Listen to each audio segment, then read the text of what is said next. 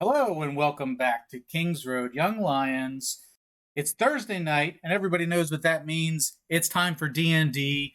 I'll be your host this evening. I'll be your tour guide. My name is Saucey and I'm the Dungeon Master. Of course, any night of D&D on this show is not complete without our group of 4 wonderful role players. They are Rosa, Gator, Bronson, Solomon, the Young Lions. Say hello, Young Lions. Hello. There they are. Lovely Hello, people. There's Pete. Okay. That's it. Pete was on mute.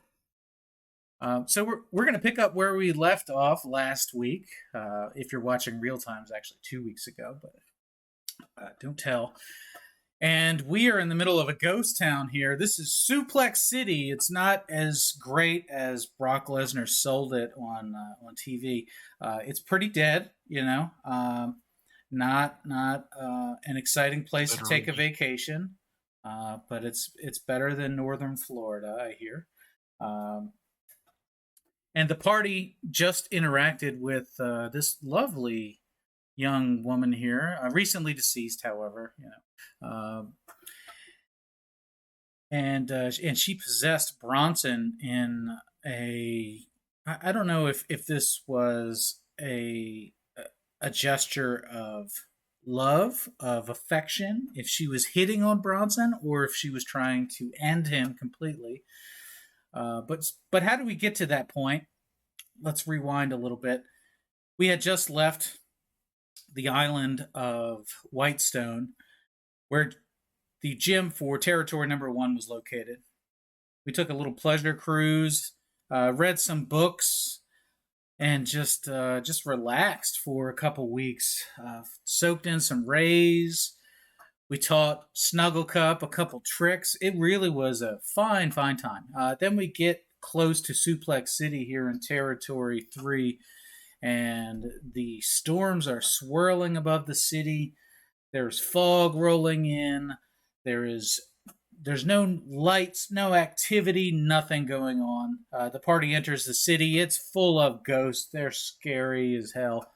And after a couple near misses, Bronson does get possessed by a ghost and then is immediately rescued by Gator. Triple G steps in, saves the day, does a little dispel magic. I'm not sure if that actually works for possession, but we're going to say it does. And now Bronson has shed this ghost from his body. Like a snake. That's right. Bronson, what did it feel like to have her inside you for a little while? It's so cold. So cold. Cold and kind of clammy. Like, you ever get a chill, like, on your spine? Oh, yeah. It's like that, but it was just, like, for the entire duration.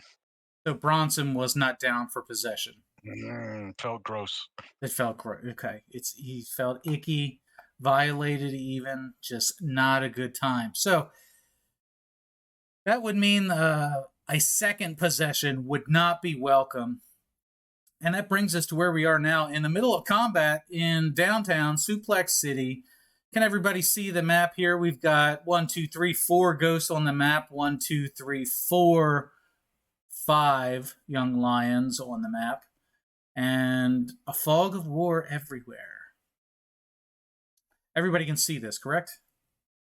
Mm-hmm. Okay, so before the end of last session, we did roll for initiative. And just a recap of what we rolled, Bronson kept his high initiative streak rolling here with an 18. Gator also at 18.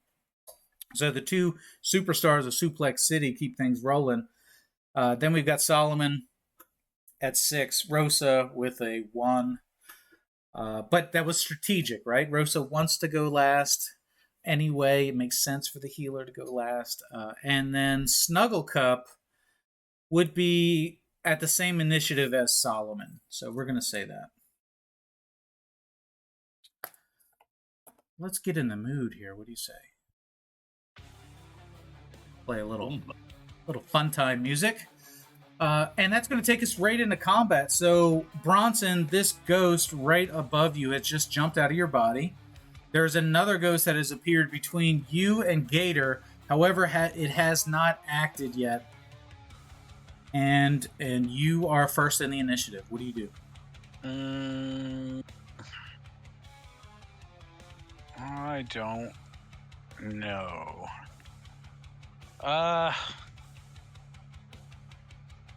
Do I know anything about ghosts? And like this is like rectifying player knowledge with character knowledge. Well, you can use your bonus action to do an Arcana check. Yeah, let me do that real quick. Hey, I got a 19. 19, sure. So that is a raw 19. So you do know what you know about ghosts is that they are the soul of a once living creature that's bound to a location, to the death site of a creature, or to an object in that area. Mm-hmm. So while this ghost is specifically, I'm wondering whether or not I know if my armaments are going to do any damage to it. Well, you've never seen a ghost in person before, so you don't have that knowledge. So I haven't like read up on any of the like things that would say, oh yeah, you better have magic or you're gonna be SOL. But your assumption is that you're going to have to adjust your typical brute force attack. It's not going to work the same as it normally does. The effectiveness of that is still questionable. Okay. Well, in that case, I am not going to attack with my great axe or great sword. I'm going to pull my 2x4 out and swing with the magic 2x4. Okay. And that is a 15 to hit. Yeah, a 15 will hit. Hooray! That is not correct. That should be 13 points of damage. Okay, so it's 13 points of bludgeoning damage? Uh-huh. Okay. Magical bludgeoning damage. Is it a magical weapon? It is a vicious 2x4. I think it's but just you have to holler. You have to go ho, or it doesn't work. In this case, I'm not sure that it's a magical weapon. It's just a vicious weapon. Oh, that's a stymie right there. Vicious is a magical property. Yep. It is a magical property. Okay. Oh, that seems... Okay. I will defer to the group here. And yeah, it just doesn't have like fiery, it doesn't have bonus damage or anything, but the magical property is that when you crit with it, it does crazy damage. Okay. Same for like a +1 weapon. Right. All right. I will relent, and we're going to call it a magical weapon. It does make a difference in this case. I would imagine. Yeah, there's probably a reference to something like any sort of like suffix like that or prefix is probably considered a +1 bonus without granting a +1, but it's probably something like that. It's an equivalent, yeah. Equivalent, thank you. Right, yeah. And so second attack is a 14 to hit. That will also hit. Hooray!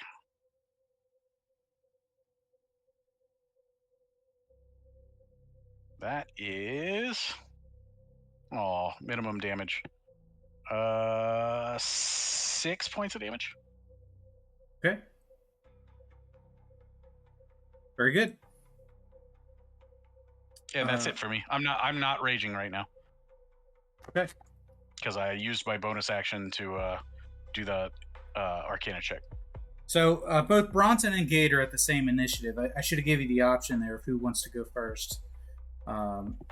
Gator, if you wanted to take action before Bronson, I'll allow you to retcon that and go first.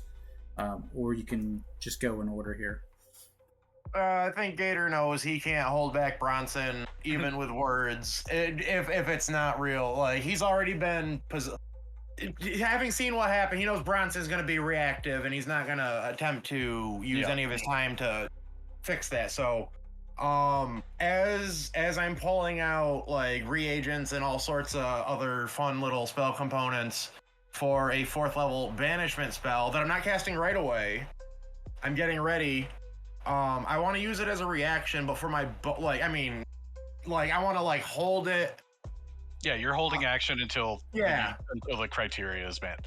But could I, with a bonus action, inquire loudly and firmly in every language that I have available to me, what is your purpose, to the nearest ghost, the one between me and Bronson, hoping that it will convey some sort of intelligent response. Hopefully it has it needs to use our body for something. So in common, orc, as many as you'll let me get in a turn, with as few words as possible. Common, orc, elven, halfling, and dwarven. Even if they don't look like that they might understand it. So you're saying, what is your purpose in every language that you know?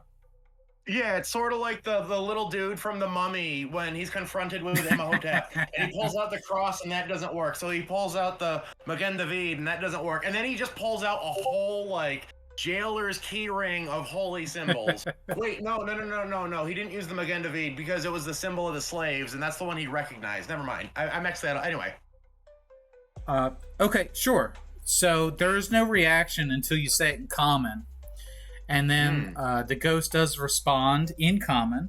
It can speak common, and it just replies in one broken word.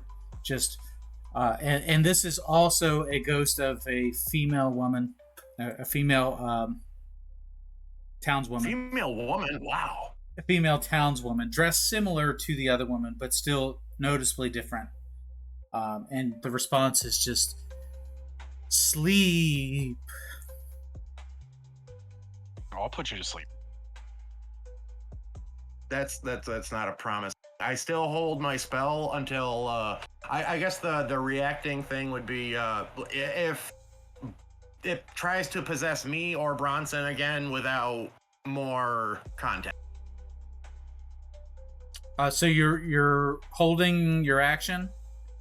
My banishment spell on yes, please.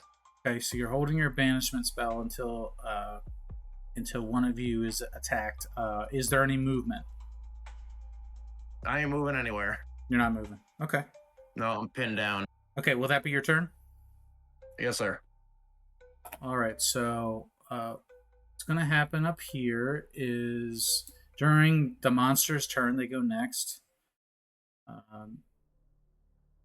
This ghost in front of Bronson is going to vanish from the material plane into another plane. Mm-hmm. An airplane. And the same thing with... Hold on. I have to hold the Alt button. There we go. Same thing with this one here. They are going to go ethereal again. Jeez.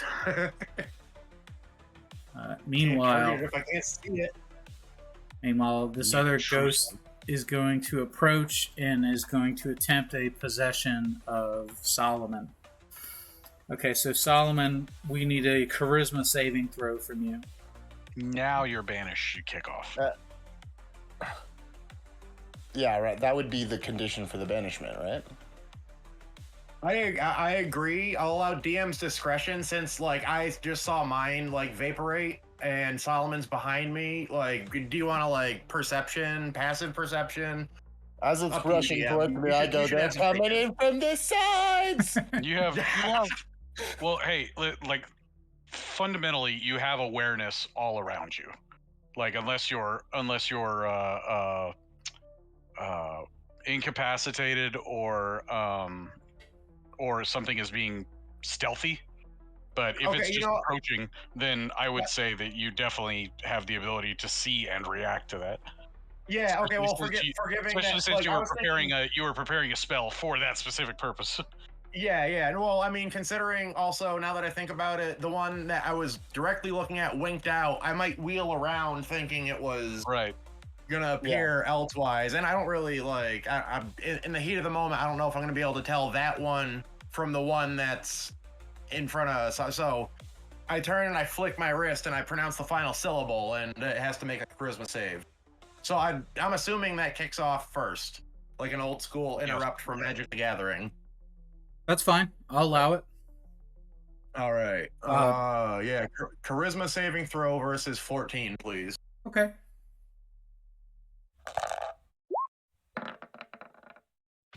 Oh, that's a big fail here. And I just want to point out the material component is an item distasteful to the target. So if it's common, Gator's probably wearing something really gaudy that's just really just distasteful looking. Something that is distasteful to a ghost would be the living.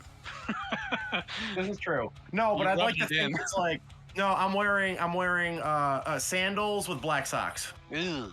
Yeah, so this is a ghost of another woman in town, an older, heavier set woman, but still dressed like just a common townsperson. Okay, so you use the banish spell and walk us through what that does.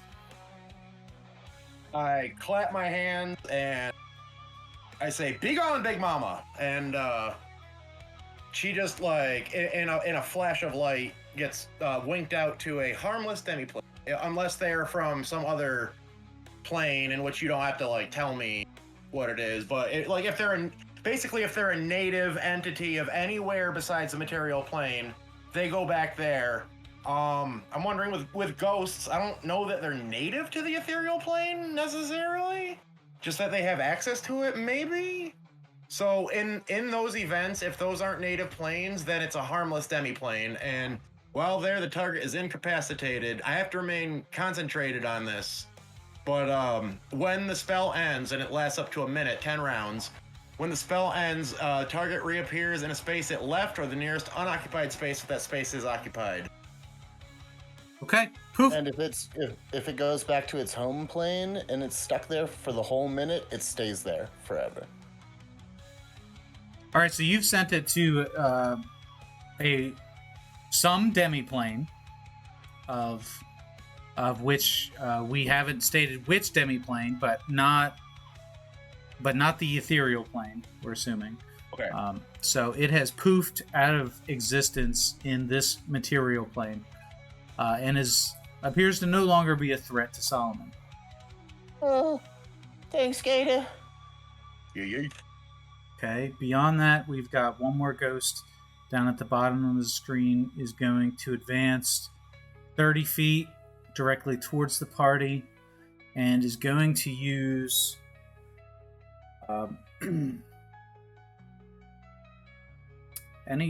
who's within 60 feet? That would be everybody? Probably. So. We can't see where the ghost is. So. Line of sight would there he be... is. Yeah, never mind. I got him. Yeah, we're all in 60 feet. It's 50 feet to Bronson. But line of sight would only be Rosa, Snugglecup, and Solomon. So the three of you... Yeah, I'd say that. Three of you do a wisdom saving throw.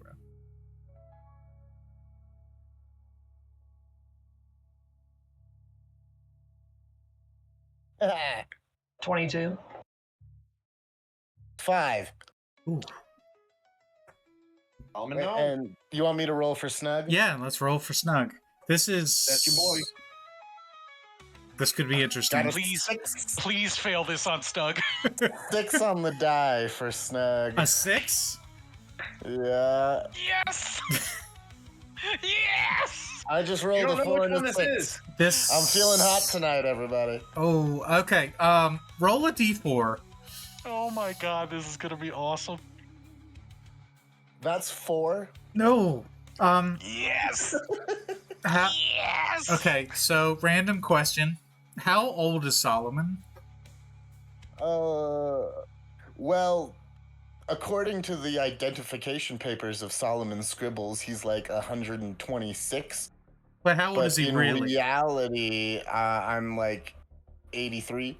83. Okay, so he's going to age 40 years. And he's going to be frightened. Luckily, he's a gnome. And I'm frightened. All right. That's me. Do I roll another d4 for Snugglecup? Well, you rolled a 6 and Snug rolled a 7? No, I rolled a 5 and Snug rolled a 6 on the die. I don't know what his bonus is. Yeah, well, it's not going to be enough. It's not going to be enough. So I'm going to need you to roll a d4. No, man, I've been meditating with Snug. He should have an 18 wisdom right now. 1. Okay. So, Snug is frightened. And Snug is going to age 10 years. 10 years. Fully grown Full-blown lion, adult motherfucker. lion. 10 cat years? Uh, Or just general? Like, we're not going to get into that. you know, that's a great question. How long do cats live? How long does a lion For live? Many, many years. So lions' lifespans are about 15 years. Fleece So now mane he's a mature lions. adult? I was So- yeah, fleece mane lions are like magical Fleece monstrosities. mane lions are monstrosities. So I'm guessing that they can probably live much 25, longer. 30 years. Yeah. I'm consulting the Either oracle way, here. The oracle. This dude is now a fully sized adult male fleece mane lion. So we're gonna go with legendary a action. fleece mane lion. Typically lives 30 to 50 years, Damn. and we're gonna find out how many years in lion years would be 10 years of human. How do I phrase this? How many years in lion years does he age? So Wouldn't it be I mean, 10? if it's years if it, or years? yeah, So if you're doing percentage based off of the average human living to about 70, then it's like 1/4 of that. So he would age 2.5 years. See, the average human lives to 70. He lives from 30 to 50. So Oh, that would be half. Yeah. So that would be 5 years. okay. So we're gonna say that instantly Snug is going to just completely start freaking out, right?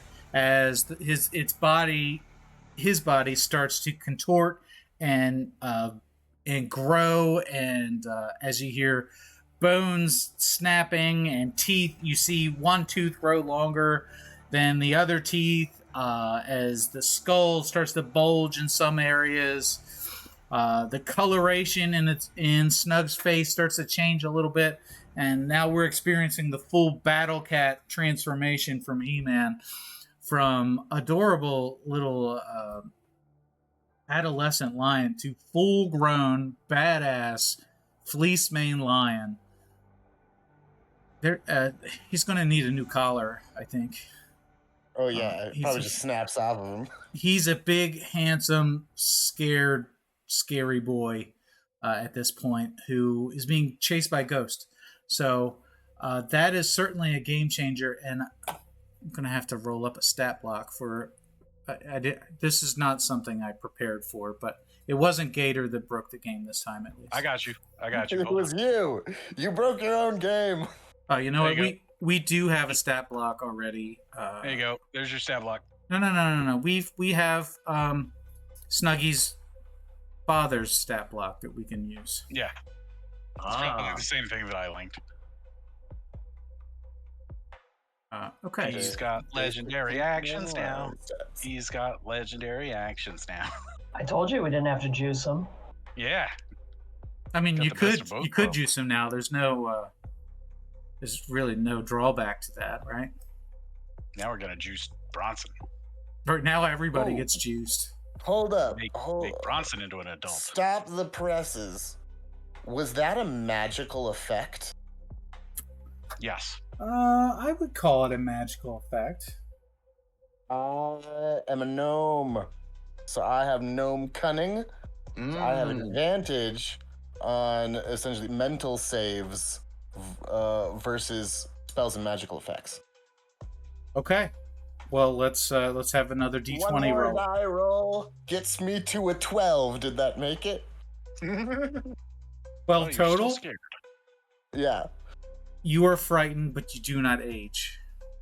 Hey! All right. You didn't get the... I rolled really low, and this ability has extra effects on a low roll. I'm a Yes. gnome. 40 doesn't bother me at all. I wanted to get rid of afraid. You are an 83-year-old gnome again. Whew. Solomon was like, I'm gonna have to update all these sheets. I Actually, better be I a gnome. Nah, he doesn't hit elderly until probably like 300. Well, no, I meant all his like fake documents, just so like Oh you yeah, know, yeah. the eyes go a little harder, the movement gets a little slower, so I got to make this more. Let's see. Well, that'll bring us next in the order to Rosa. What, shouldn't it be me next? I thought I got 6 and Rosa Ah, got crap. I'm sorry. You're right. You're totally right. Let me scratch that out. I wrote it down one way and then changed it back. Okay, you're good. Yeah. So as I was saying, Solomon's up next. Alrighty. Yeah, I'm scared. Probably because Snug just tripled in size right in front of me, and he's scared, and that makes me scared. I'm gonna do the thing that bards can do that they never do, because this time it's actually useful. I'm gonna use my action to perform a counter charm. Okay. So I take my action until the end of my next turn. I perform until the end of my next turn. During that time, me and any friendly creatures within 30 feet that can hear me have advantage on saving throws against being frightened or charmed. Nice. Okay. And I sing a little song. Snug, you need to calm down, buddy. You gotta calm down. And I think I'll spin that off into a bonus action to use my Mantle of Inspiration. Up to 4 creatures I can see that can see me. We all get 8 temporary hit points, and if you feel like Yay. using your reaction, you can move up to your speed right now without provoking attacks of opportunity. I'll do that. Yoink. And I just say, So I got everybody two. gather around Rosa. Yeah, I'll go there. And Form by up. any chance, do I get another chance to save against this fear at the end of my turn? At the end of your turn, you do get a chance to roll Yay. against fear. My turn is over, and because I'm singing the "We Don't Need to Be Scared" song, I get advantage. Come on. Yep. I rolled a 7 and an 11. Unfortunately, Still it's scared. not going to cut it. You're still going to be scared, which means that you cannot move towards the ghost. You cannot attack the ghost.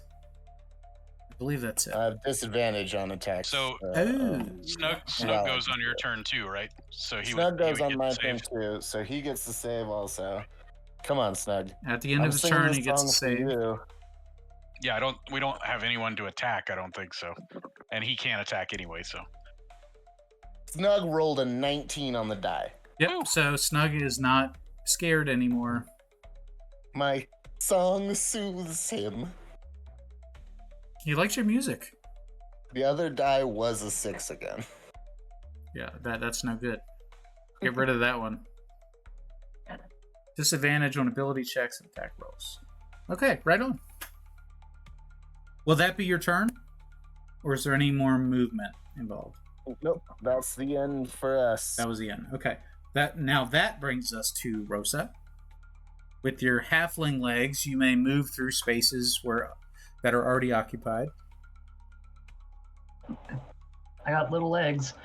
So, first thing I want to ask is, do I recognize any of these spirits? Like, do they look like people I might have known from my own village? Okay, well, there's only one within line of sight right now. You can roll a history check. Okay. So I'm assuming I couldn't see the other ones that tried to possess Bronson and Gator then? Well, you didn't have a chance to really observe them. They winked out, yeah. Okay. Yeah, they Oh, popped it's a up and history check. vanished pretty quickly before you were able to take your initiative. 14 on that history check. So no, unfortunately, you can't make out the identity of this approaching person. But again, it appears to be a female dressed in common clothing. Somebody of the lower to middle class. Why are Not all the ghost ladies? This isn't right. This feels like these are all members of her church. So yeah, that's actually going to be the next move I do. Hey, This may did be not- a terrible idea. You did not get What? the vibe of clergy. You got commoner townsfolk. Those I'm ghosts are curious- Gator. Yeah, I'm wondering if they would even, in a weird way, like recognize me. Does that make sense? As like a local. Yeah. Yeah, like I want to try and reason with it, but I don't know if I can reason with a ghost. But Should reason with it by turning it.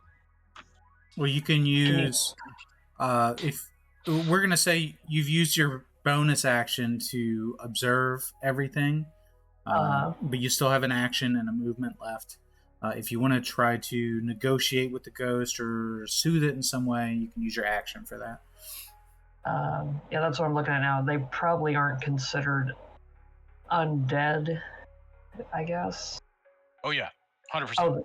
Oh, they are considered undead. I didn't know if we were talking undead, like like Yeah, zombies. no, or... they're just incorporeal and probably intelligent. But yeah, they are definitely undead. Okay, so I can at least, like you said, turn them basically. Or you could invite more ghosts to the party and protect us all. Jeez. Well, Spirit guardians now turn undead when there are more ghosts.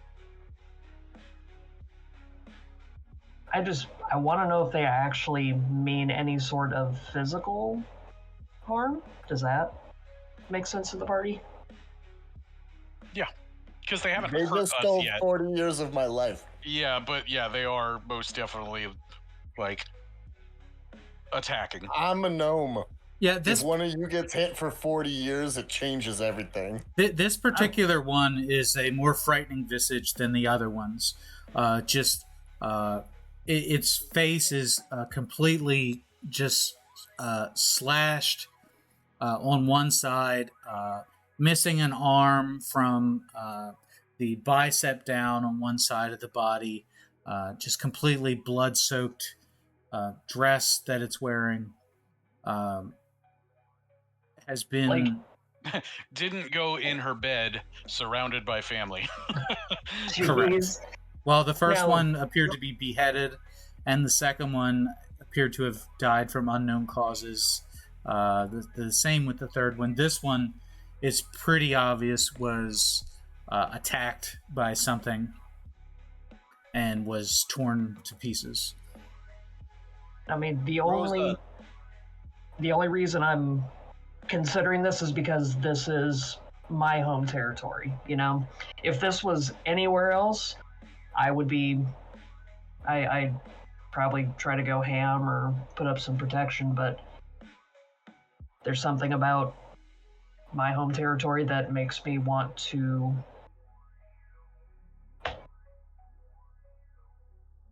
not go guns blazing first. Of course, that's always Rosa's thing, but even more so because it's her territory. Rosa, the spirit said they wanted sleep. I think we need to put them to rest.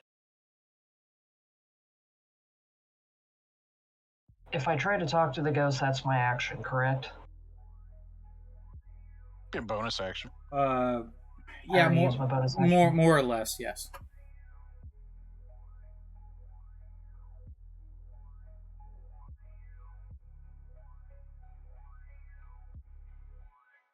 I'm at least gonna step up about 5 feet.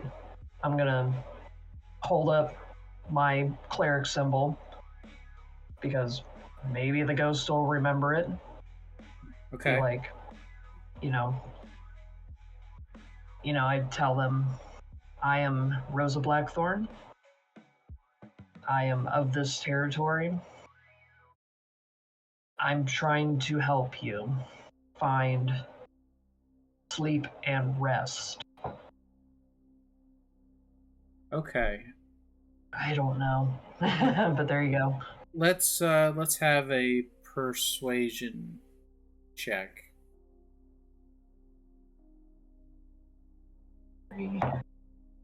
16. Oh, okay.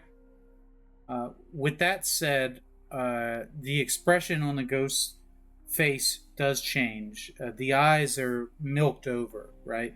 So you can't make any sense of which direction it's looking, but it does appear to be disarmed in some way. And where its arms had been tensed and its hair had been flowing wildly, it is now relaxed in some way. And appears to be calmed in some manner.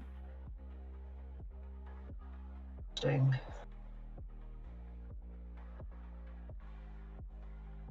I'm not sure what else I could do since I made movement and had my action. You still have more movement if you want to use it, but that'll be it for actions. No, I'll stay where I'm at. Okay. I'm not that far away from the party, so. All right, that brings us back up in the order to Bronson and Gator.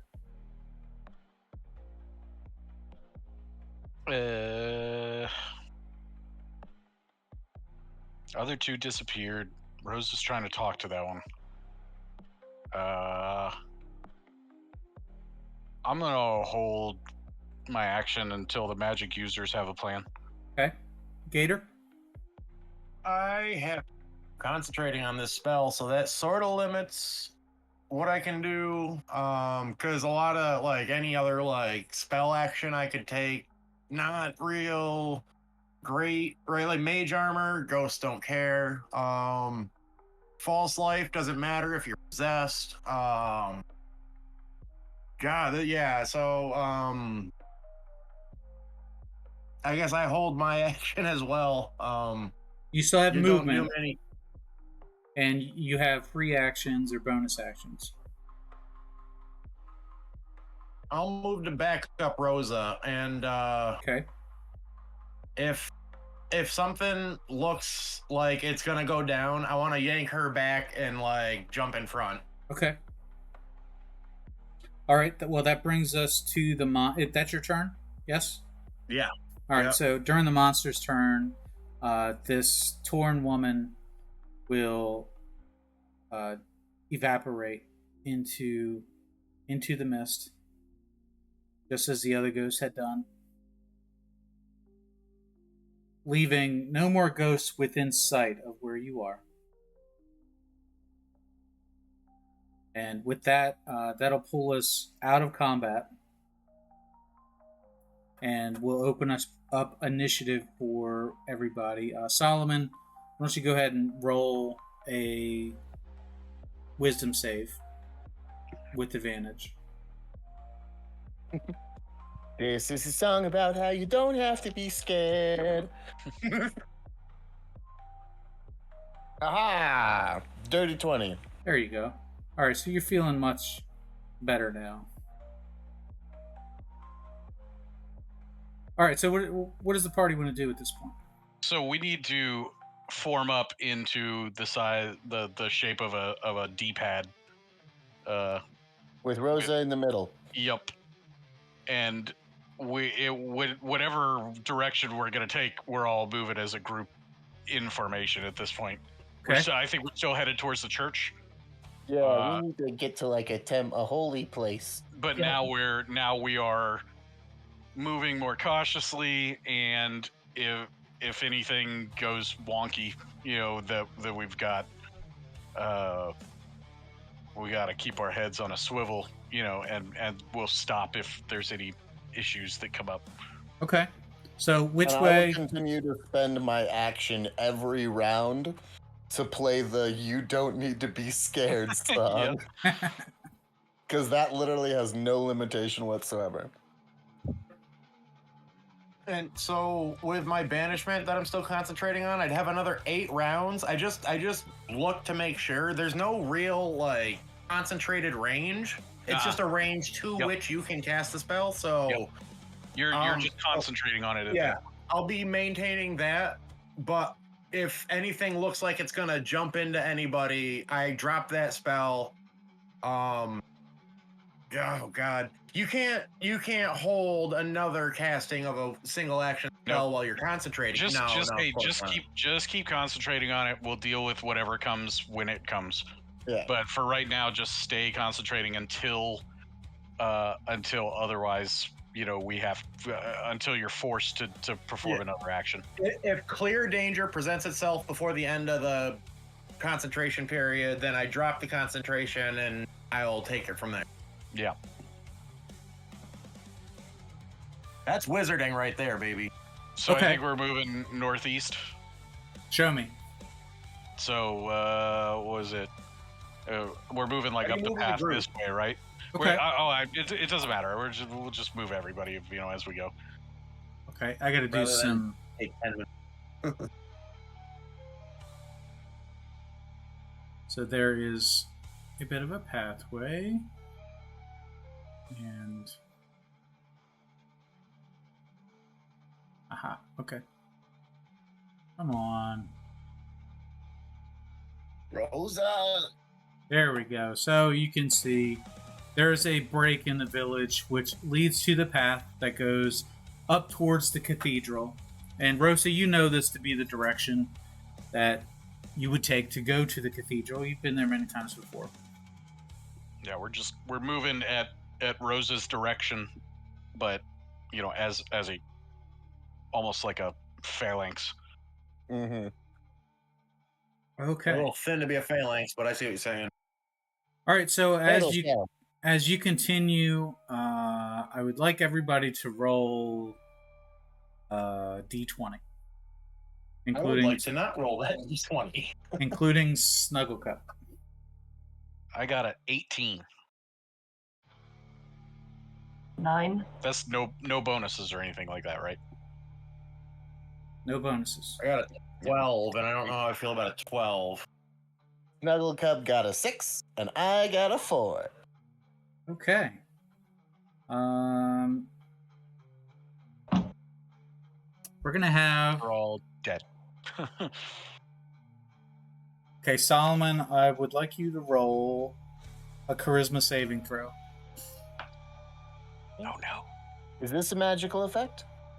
Yep. Awesome. Oh, I just wasted it all. I rolled 2 19s with the advantage. The charisma save, though, is the good one. 26. Yeah, that's good. And go ahead and roll me a d20. And just tell me what you roll. 1. A 1. Great. So, as you're walking roll all the luck out down this path, Snugglecup stops in place. What is it, boy? And let's move everybody. Oh, here we go. So you are moving, you're moving. Everything is great. Snugglecup doesn't follow. In fact, Snugglecup stops, and Snugglecup looks at you, and his 5-year-old adult fleece-mane lion eyes are looking at you, and they are glazed over milky white. Okay, I don't think we would have gotten far away from him. If he had froze up, we would have maybe gotten like another step or two and then like stopped. Yeah. Yeah, I mean, you've gone like 10 feet. I'm still singing the Don't Be Scared song, so is this a frightened or charmed effect? Because he would have advantage. Is this a frightened or charmed effect? No. Alright. Snug? What's going on, bud? Snug, come here. So Snug It looks Snug looks at you and kind of bares his teeth a little bit. Oh, And milky white eyes. I don't like this. This isn't Snug. Dispel magic. Oh, okay. All right, read to me how dispel magic works, and we'll see. Choose one creature, object, or magical effect within range. Any spells of 3rd level or lower on the target end. For each spell of 4th level or higher on the target, make a ability check at your spellcasting ability. DC equals 10 plus the spell level. On a successful check, the spell ends. All right, so you owe me a roll here, right? So let's see if it's effective. Charisma check. Oh, which one of these dice to use? Good. Dirty 20. Dirty 20. So that'll do it. Great. So with the casting of Dispel Magic, Snugglecup had just turned to run into the darkness, but is stopped in its tracks as this wisp of magic ropes itself and hits Snug's body, revealing another ghost that pops out of its body. Where is it? Come on. Just bear with me here. We're going to get there. Ta-da. There we go. So the ghost pops out of Snug's body, and Snug is confused by what has happened. And okay, so what do we do? What would you like to do? The ghost is stunned at this moment. He touched my boy. Dissonant Whispers, level 4. Oh, okay. I was just going to hold my holy symbol again. Okay, so dissonant whispers. Yeah. So I need a wisdom save, DC 15. Yeah, on a failed save, it takes the psychic damage, which at the 4th level is 6d6. And must immediately use its reaction, if available, to move as far as its speed allows away from me. All right, so it passes the save. And then it still takes half damage, but it doesn't have to move. Okay. All right, so it'll take half damage. So 66 is how much damage?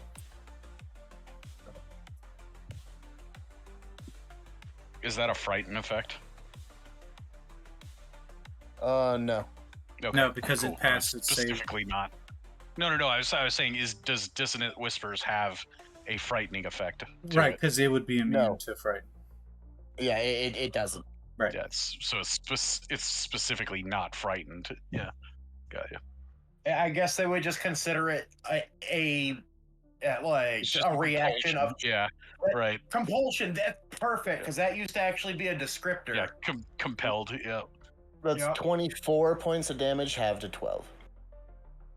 And I would like to bash it upside the head if it has one. Well, yeah. I mean, it's got like a ghost head. Sure. Yeah, I want to smack it. Yeah, you can take a swipe. Smack it right in the ghost head. All right, here we go. And that's 22 to hit. Yeah, that'll hit. For the rule, you have to yell ho. And that is 9 points of damage. Yep. Oh, I'll do it. USA. I'll do it again. Okay. That's a 22 to hit again. Yeah, that'll hit. And that is 13 points of damage. Yeah, that'll hit. Anybody listening, remember when King Duggan teamed with Demolition and he came out wearing the mask and he took off the mask and he had the USA face paint? That's all I need to say. I don't think I ever saw Jim Duggan with face paint. Oh, hang on. I'll find it. Would anybody else like to take an action here? Well, I mean, Bronson's already... I'm gonna beat this ghost to death. I mean, I learned a long time ago not to get between Bronson and his weapon. I'll just stay where I'm at and hold up. Okay. Well, that's my Okay. holy symbol, basically. So on the ghost turn, it will vanish into the ethereal plane. And while you don't see any other ghosts, you do start hearing some tortured moaning Sweet. happening from many directions. And then you hear something that sounds like chains clanking on each other. The ghost of Christmas past. This Jacob Marley. is the You Can't Scare Us song. So yeah, I look down at Snugglecup, and he's sort of back to normal, right? Yeah, he does, shakes off. And, so I give him some scritches on his head. yeah, and I he tell likes him, that. Come on, let's get moving, boy. Yeah, he can't wait for that. Form up. He's on board. Back into formation. Yep, keep rolling. All right, so I don't have a graphic. Unacceptable. Yeah, I didn't do the thing. Oh, no, she gone. Whoop, she gone. Okay, so as you leave town, there is a fork in the road which goes in two directions. And Rosa, from being in this town so often, that if you head to the left, it'll take you to the town gym, which in this case is a dojo. To the right will take you to the cathedral, the same one where your mother has been a clergy person for many, many years. You're familiar with both of these paths. You know exactly where they go. And the choice is yours. Which way do you go? Split the party. Again, Rosa, the character, would definitely... I mean, she's not on the King's Road for the gym, so she's making a beeline for the temple, whether you guys are coming or not. Yeah, I think we're going to the the agreement temple. was to go to the cathedral first. When we got into town, We showed up to a ghost town, a literal ghost town filled with ghosts. Maybe hitting up the gym is not. I'm gonna go work out, guys. I'm gonna get this badge. Yeah, I'm sure they're totally fully operational right now. No, the Go place get my is full of ghost ghosts. badge. Let's go to the temple. So it's agreed we all go to the temple. Yep. Okay, great. Here we go. Here's the lovely, lovely good. temple. So we stopped being possessed and all. Yeah. There's no possession going on right now. Groundskeeper's still alive. Is he on there somewhere? No.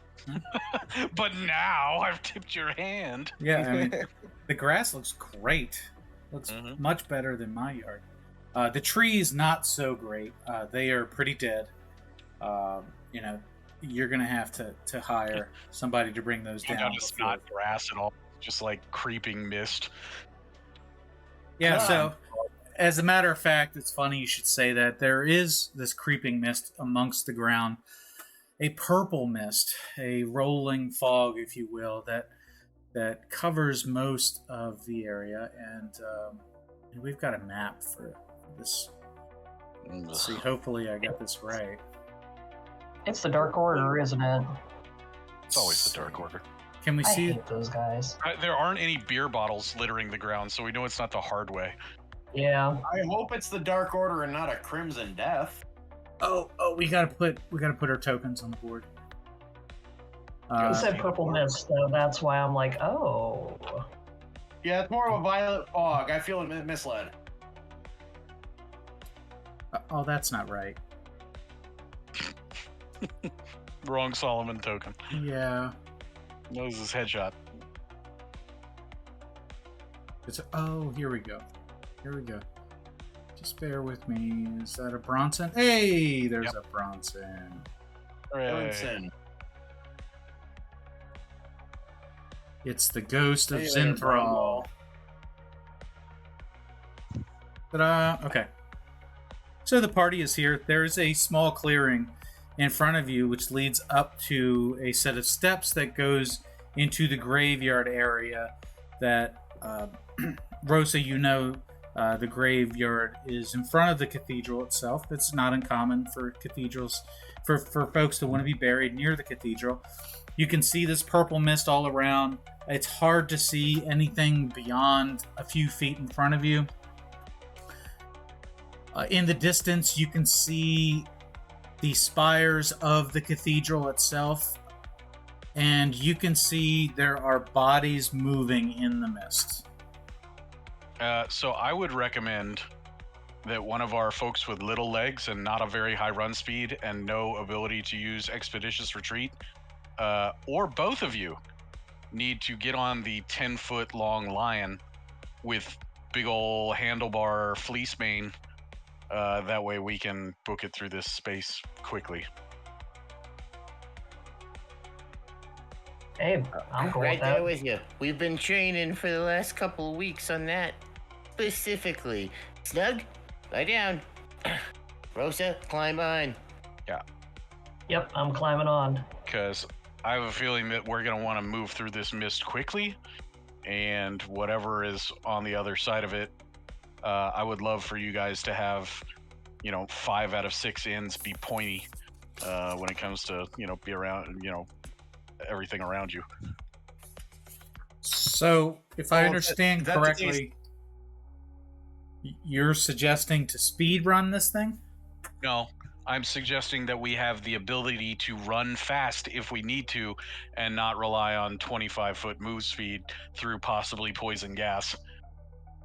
Okay.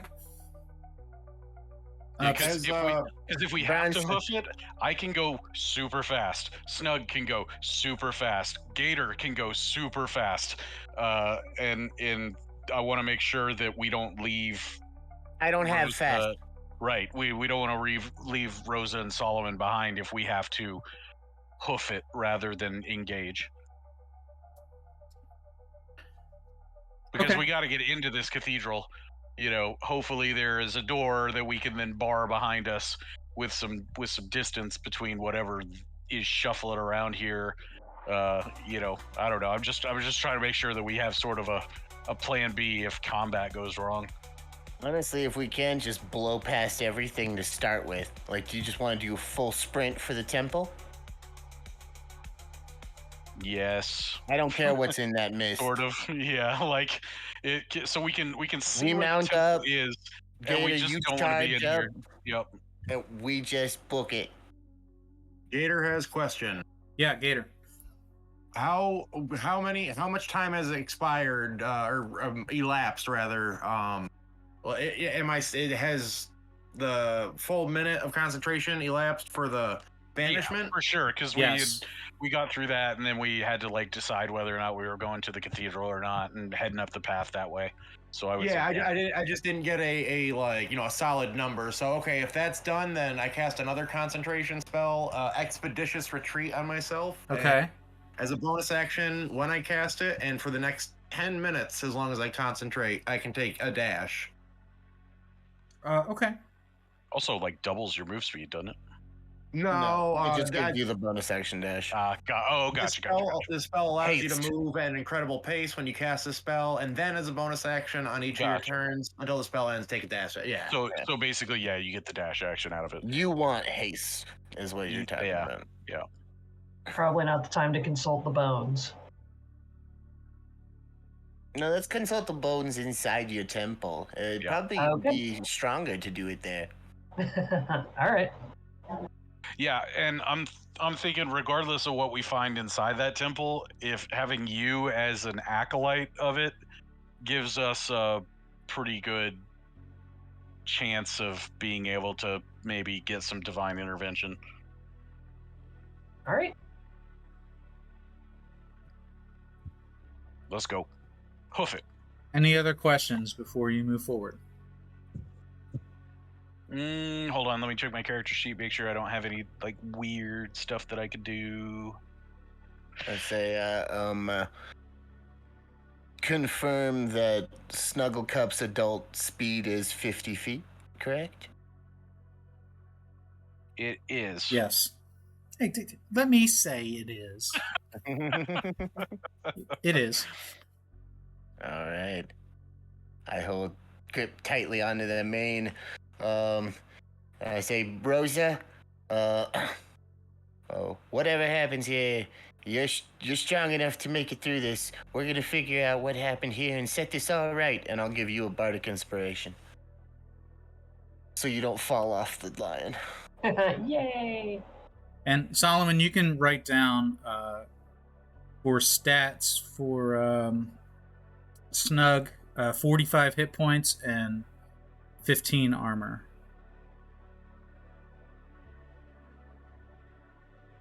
Okay, yeah. So he's got policeman lion stats. Twice the size of a normal lion. That's crazy. Before we take off, Big I boy. give Rosa my greater potion of healing. Just in case you run out of spells, just in case one of us can't get to you, here's this very healthy potion. I'm gonna paste it in the. That more than I do, but I'll take it. If you live and I die, you can maybe bring me back. I can't bring you back. I'm just like, I'm gonna push it back together. I'm like, this is yours. I got myself covered. I'm not gonna even joke around like I'm gonna drop it because Saucey will be like, roll a dexterity. I'll take it. How many? Yeah, there you go. How many cans of whoop ass are left in the inventory? Like 1 or 2 tops. Yeah. I definitely used up my supply. I think I used. Did we each have 2, or did we each only have 1? Something like that. Zenthral took 2 with him. Yeah, Okay. I don't have we any more, each so had 2, I think, because I used 1, so I think I have 1 left. Sounds I right. used one a long time ago when Zinth broke his leg. I drank most of it and poured the rest out because I wanted the effect because it wasn't going to do anything anyway. But I was trying to be like fake nice about it. And then at some point after the darkness, before we left that arena, I used it on someone, either on myself or something. So I've definitely used it. Yep. All right. So if you're ready to move, go ahead and make one turn's movement, and then we'll check and see where we are. All right. Let me count this out real quick. And if Rosa didn't take the potion, I put it back. I can't move Snuggle Cup. Oh, we'll fix that. I can get 80 to here. Okay, now you can.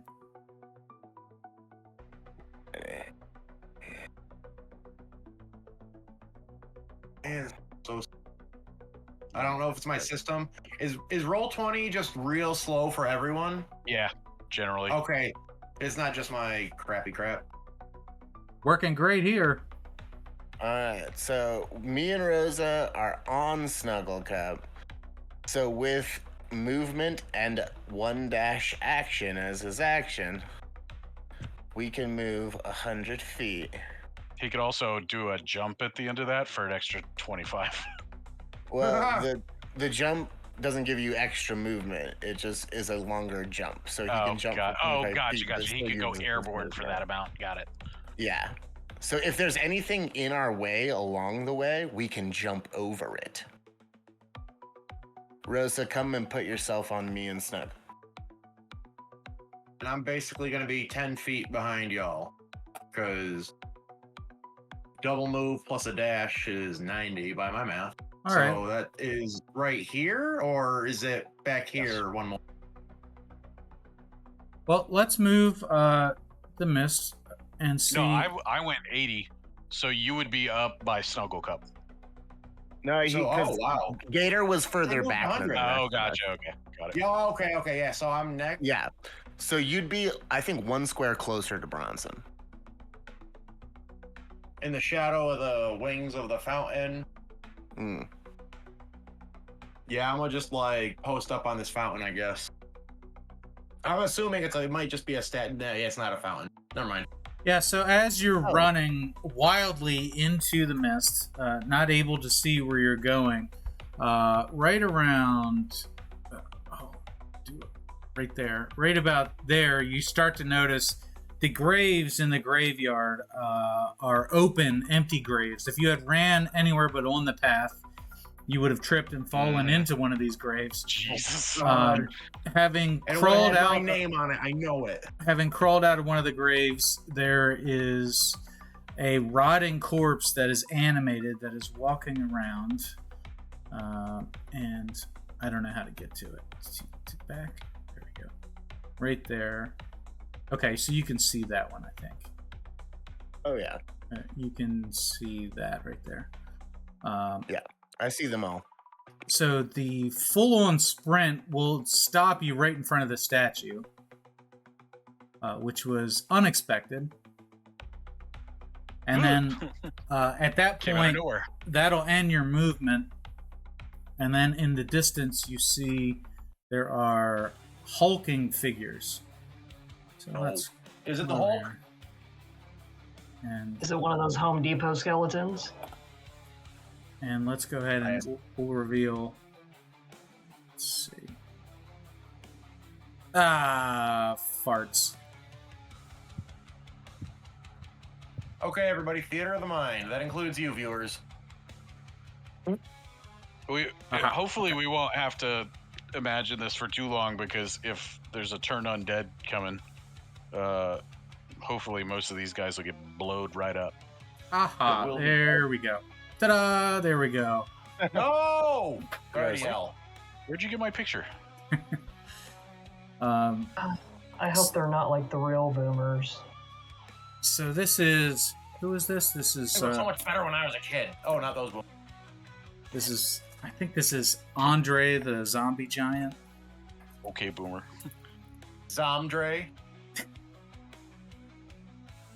And Bobby the Brains Heenan. and also over here No. we've got that's Paul White. All right, so someone's been playing Left 4 Dead 2. I see. And then in the middle, the biggest of the figures. Pill's over here. And I don't even have a clever name for this one, but you can make it out. I can only think of inappropriate references, so I'm gonna just hush. So three, Neat I just arm. got the Paul White joke. right? Oh, it took you that long? Yeah, no, I was like, all right, it's Andre and Big Show, and I was like, wait a second. Disadvantage Paul on White. your next charisma save. So White, W-I-G-H-T. Yeah, we got it. Okay, We well, got it. He's I- the only one, okay? spelling it out for the normies. Yeah. Had to be an. So three hulking figures. These are, not your normal size humans. These are, and Rosa, of stories of half giants and Goliaths in this area, not living in the towns amongst the people, but on the fringes. It appears they've been reanimated and zombified in some way, and they are patrolling this graveyard in front of the cathedral.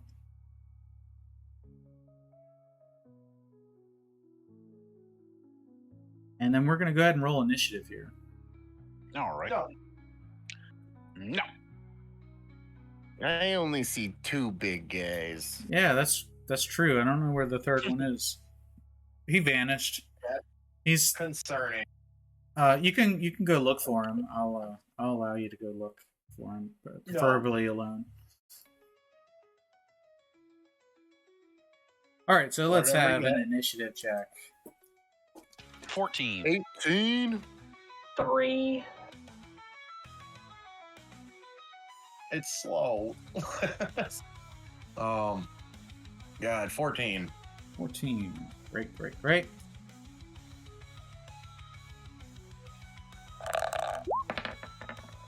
Oh, what was it? Oh, that sucks. Okay. No, it doesn't. That's good news for you. Okay, so that's going to be Solomon at 18. Bronson and Gator, again, tied at 14. Then the We got a monster. mental link tonight. Yeah, that's right. Monsters at 3, and then also Snug will also be at 18. So, All right, and Rosa's riding on the back right behind me on Snug's back. Yeah. So we are gonna use Snug's movement to just wheel around the fountain over here, close in with the big guys. Yeah. So the one directly in the middle is the big round one, Andre the Giant Zombie, with the grotesque one that's very top heavy being on the right. Tiny legs, gigantic overgrown arms. That's the one we call hallway on the right. No, we're gonna flex. We're gonna come right up to Andre here. Okay. Rosa, come with us, because we just brought you with us. And Snug's gonna lead us open. We're gonna flex a little with a multi-attack, make a bite and a claw attack. You got to pounce first, because you move 20 feet towards the enemy. Yeah, but it wasn't a straight movement, so. Oh, okay. Yeah, we hooked around the statue. Oh, gotcha. I mean, I guess technically you can bank left and then at an angle. I'll give it to you. To do it, yeah. Does a pounce do an extra bonus thing? So basically, if you hit with a claw, yeah, they have to do a DC 14 strength saving throw, or they're prone. And if they're prone, you get to make a bite as a bonus action. Yep.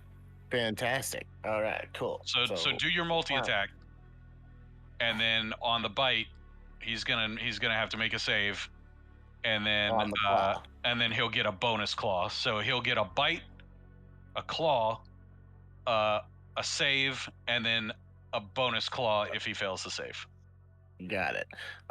So his first bite attack is a 17. Well, you got to do the claw attack first if you're going to pounce. Okay. So that'll be 17. 17. Yeah. Yeah, that'll hit. Just changes the damage. Cool. So that damage is a d6 plus 4. So much fun. Max damage 10.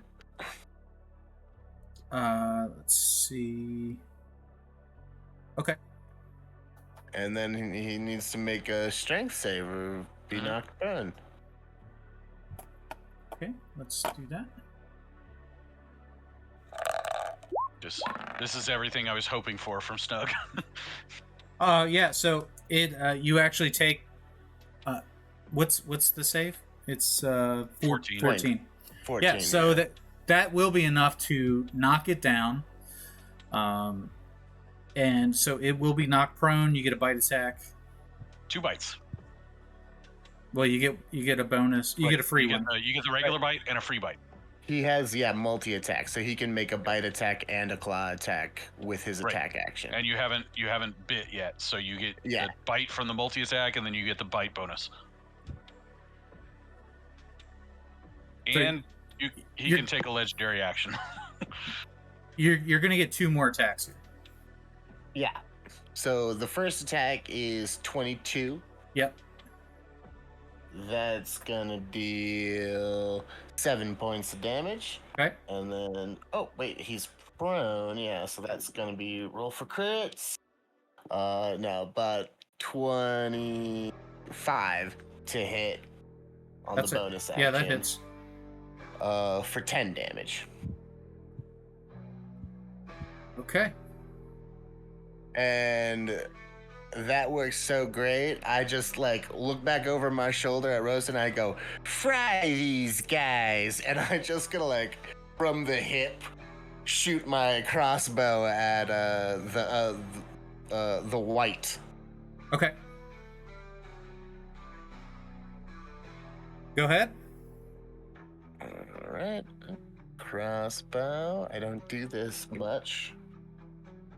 It's a +2 crossbow, right? Yeah, it's a +2 crossbow, but I rolled like dog crap. 13 to hit. Yeah, that'll hit. Zombie guy. Yes. Big. That's gonna be 12 points of damage.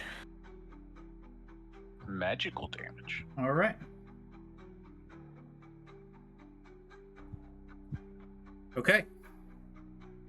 Now I feel like a cowboy, a little cowboy. Did you get both bites?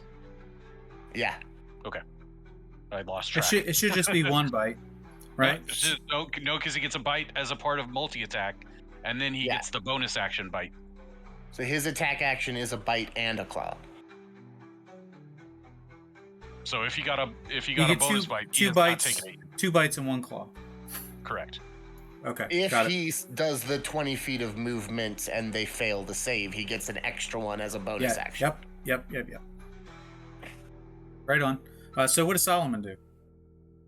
I shot him with a crossbow.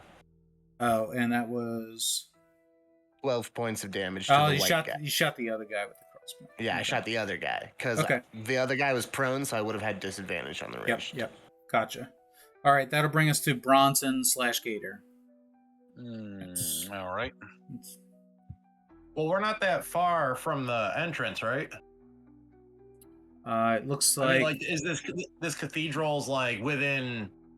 Well, you can see the front of it in the fog of war. Yes. Yeah. Okay. Yeah. Okay. Yeah, we're about like 25 feet away. Yeah, if I did that correctly, you can see it looks like it's more than that. 50 feet away. Yeah. All right. I'm going to. I'm gonna go up by Snug, and I'm gonna start wailing on this dude. Okay. Advantage. Yep. I'm gonna keep using my 2x4 just because I figure using the only magical implement is probably gonna be my best bet. And so we got that, and that is a 17 to hit. That hits. Or a 12. So 17 to hit, and that is 13 points of damage. Okay. And second hit is a 18 or... Why are you rolling with... Because I have advantage. Because he's prone. Okay. So yeah, 18 to hit on that one, and that is 9 points of damage. Yep. And then I'm going to rage. Okay. That's my turn. Okay, Gator. All right. Not to be outdone, but also fearing for his life. Let me see here. Oh my God, what could the reach of this thing be? Oh no. Probably okay, so yeah, that's what I'm worried about. Not comfortable, but so using my bonus action as well. I mean, I'm not gonna end up using all the juice in one turn, but he's basically gonna zip as far out as he can. So what you could do is dash as your bonus action first, right by him. Doing that. And then use your action to disengage to go the rest of the distance. Then you wouldn't disengaging as I use my move action. Correct. Yes. So you would dash past him here. So like you were right here, right? So if you were to dash past him through his threatened squares, and then stop before you incur an attack of opportunity, and then use the disengage action to move the rest of your move speed, then you would be good without incurring an attack of opportunity. Well, then that's fun. Can I run right up over the top of him just for flavor? I would think as long as you did it expeditiously. It's all going to be a part of it. So I was going to use my action to cast a spell, but it's going to be a concentration spell, so it would break the expeditious retreat. So I have to move first. So you gotta get the boogie on first, and then deal with it. But then if I disengage as my action, which is better than what I was going to try to do, like a button hook around or something. But now you don't have to put yourself in threatened space for any other creatures too. That's huge. All right, so I guess I could basically, using my action plus 30 feet for bonus plus 30 feet for regular movement. I guess that would put me and up and over 20. I'm not gonna ask about difficult terrain because why make it harder on myself? 30, 40. Am I like right up at the doors at the top of these stairs? Like, would my movement end at 45, 50? You're at the beginning of those stairs now. Oh, I see what the door. I see what the doors are now. Okay. Yeah, the stairs that go up to a landing. And so barring me bumping into anything I can't see before the fog of war is lifted, I make it up to the doors? Question mark. And then that's basically my whole move. So what was the path you took to get there? Just straight vertical? Yeah, straight up and over, just like for the He's flavor prone, of it. so he could just like boogie right over him and disengage through him. If you run right over him, I would say that would evoke an attack of opportunity. Right, but that's why he's disengaging.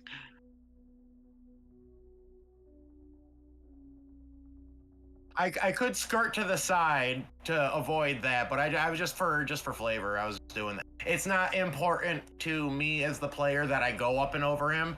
It's important to Gator the wizard that he does he doesn't get attacked. Okay. He sees an opportunity and just. Okay, and you're using Expeditious Retreat, which gives you extra movement?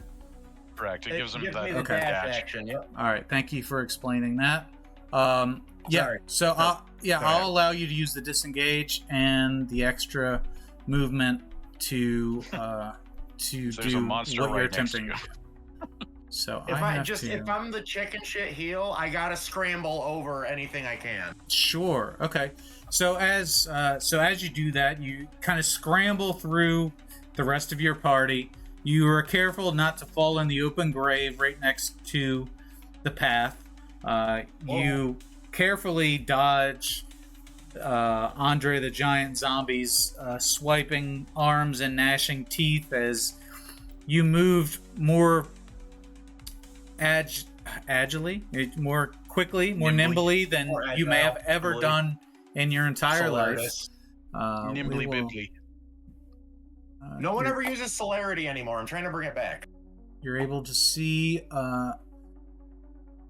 you can see the top of the landing here. It does open up to the front doors of the cathedral. And as you've used all of your movement and actions to get there, the only thing that you notice is that sitting in front of the cathedral door are 3 bowls on 3 podiums. Oh, We're actually going to stop you right there. yeah, wherever you think naturally that would happen. Yep. Be sure to pick up the cup of a carpenter. So there are... Or start slinging firebolts from safety. So there are a bowl on the right and the left. Let's draw. There we go. That's the third one. Okay. Okay, great. Everybody happy? I'm happy. Uh-huh. All right, monster time. I'm happy for now. Okay, so Andre the Giant Zombie. So to go from prone to standing would be half your movement speed, correct? Uh-huh. Okay, so he's going to do that, and then he's going to use his bile spray attack to spew bile I knew it. in a 15-foot cone. And I don't know that that'll get everybody. I think Rosa might actually be safe from that. Let's see if we can get the... Yeah, so if he sprays right down the middle, it'll get Solomon and Snug and Bronson. Okay, great. So a dexterity saving throw from the 3 of you. All right. And this will be... For some reason, my map has Bronson over by the temple door. No, that's Gator. Oh, weird. Yeah, I'm right here. Yeah, I see. Oh, now you're over there. Okay. Okay, that was interesting. I got an 18. 18. Okay, you're good. Reflex save. This is a dexterity save. Yeah, sorry, wrong system. Yep. Yeah, I was like, hey, wait a minute. 2,000. One for me, one for Snug. Snug got a natural 20. Yes. And I only rolled an 8, but I have a decent save. What's my bonus? 15. No, 14. Do you go to 8 plus 6 to your plus dexterity? 6. How 14. how did you pull a plus 6 for dexterity? I'm proficient in it. So I have 3 plus 3. Oh. My dexterity is 16. Yeah, well, that'll do it. So you're good. You're able to dodge out of the way of this bile spray that projects out from it, and then it will also take an attack. Yes. So it'll be an attack at Snugglecup.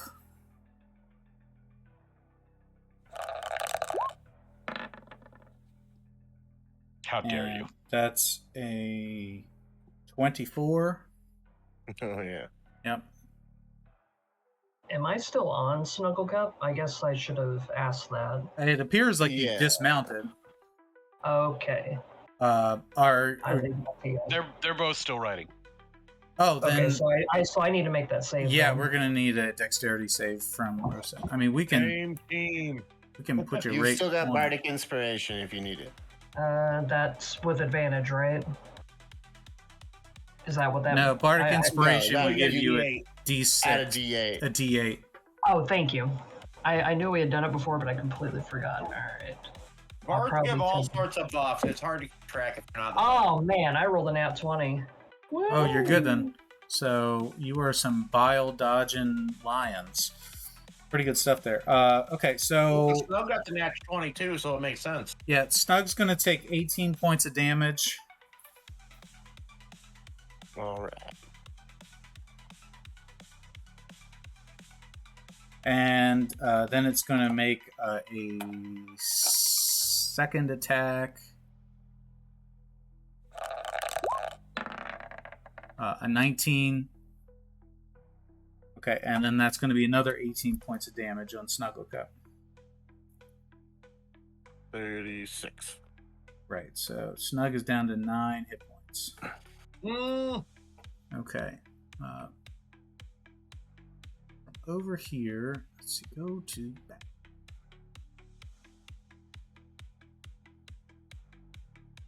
Having trouble reaching my icons here. Good. How dare you? There we go. He's just a boy. I don't care if he grew 10 years this episode. He's just a boy. All right, so one of the zombies from the open graves here is going to come over and is going to attack at Rosa on the back of the zombie here. I'm sorry, the back of Snug. And that'll be 13. Right on. Okay. Aren't you wearing armor?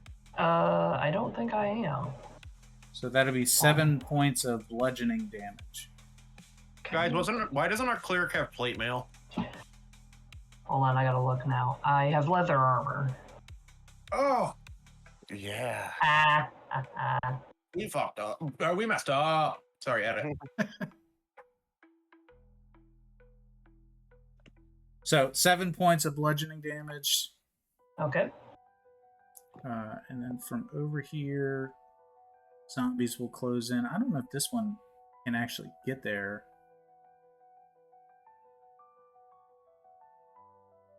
They only move 20 feet, so.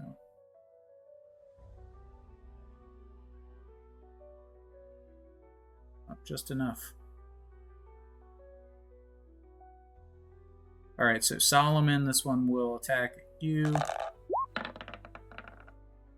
Okay, so that's a 22. Oh, yeah. And that'll be 5 points of bludgeoning damage.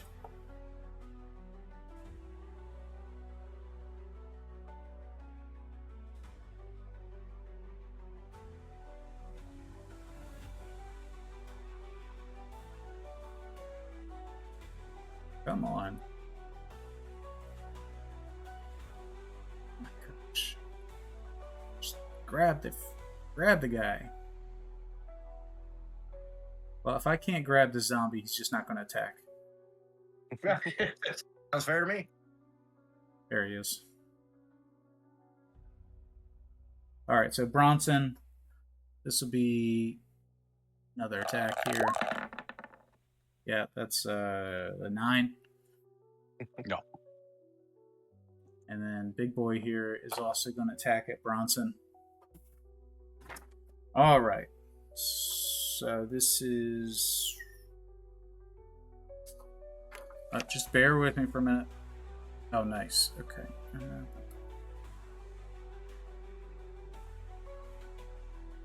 All right. So he's going to make a slam attack at you.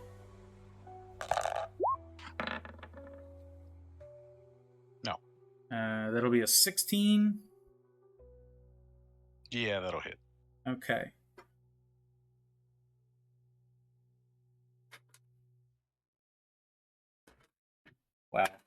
Wow.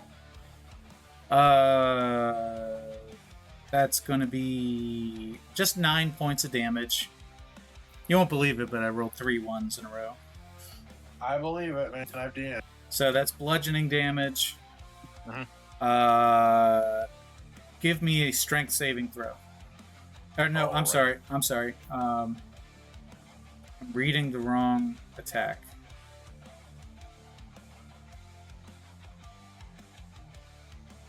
That was... I'm sorry, 13 points of bludgeoning damage. Okay. Yeah, that's it. That should be it. Just gets the one attack.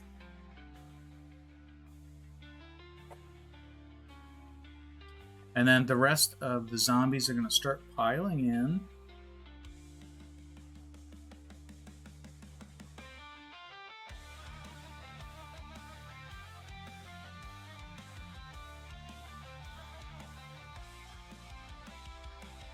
Ugh.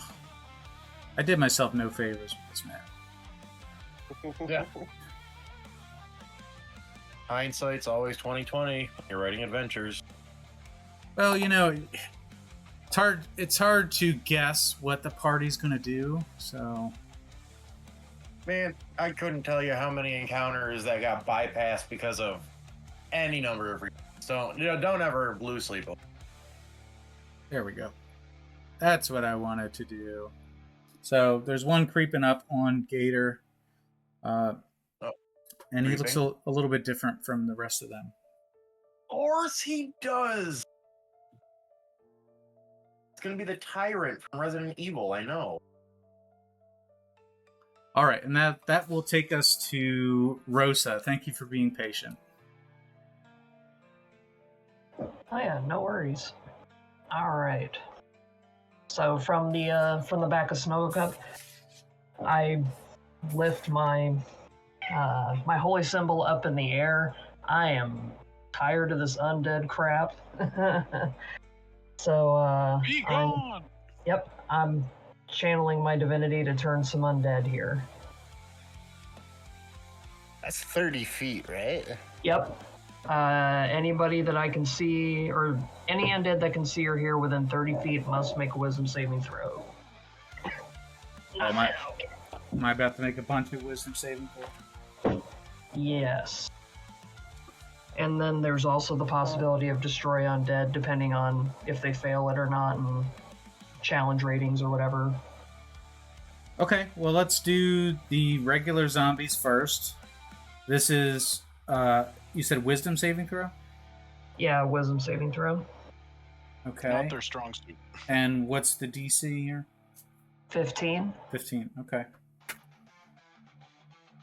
So we're going to work around the clock here. We'll start with the one just to your right. So that is if it's a wisdom saving throw, that's a 14. Okay, 15 was the DC, so no. Yeah, a 0, a 14, a 0, a 4. Let's see, 2 more. A 7, and an 11. So they all fail. Nope. Yep, they all So fail. if any of them are less than 1/2, if No, they're one. CR 1/2 or low, 1. Is one. Yeah, because it's 8th level. Okay, yeah, if they're CR 1 or lower, they're just dust. They're just dead. Well, that'll take them all then. Woo! Nice. So Rosa, Yeah, describe it's like describe a how that giant- happens. Describe what that looks like. Yep. Just sitting on the back of Snow Cup, I got my holy symbol out. I'm like, get away from my mother, you son of a bee. One of them might be your mom. Yeah, I hope not. But, just do that. Just, when I say that, the symbol goes up, it's just, they just turn into dust. It's like Lion-O holding up the sword.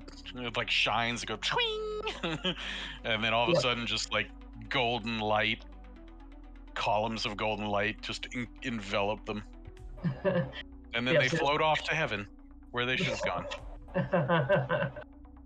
They get little angel wings and a Oh, heart. jeez. And what was the range on that? 30 30 feet. feet. 30 Yeah, feet. 30-foot radius around her.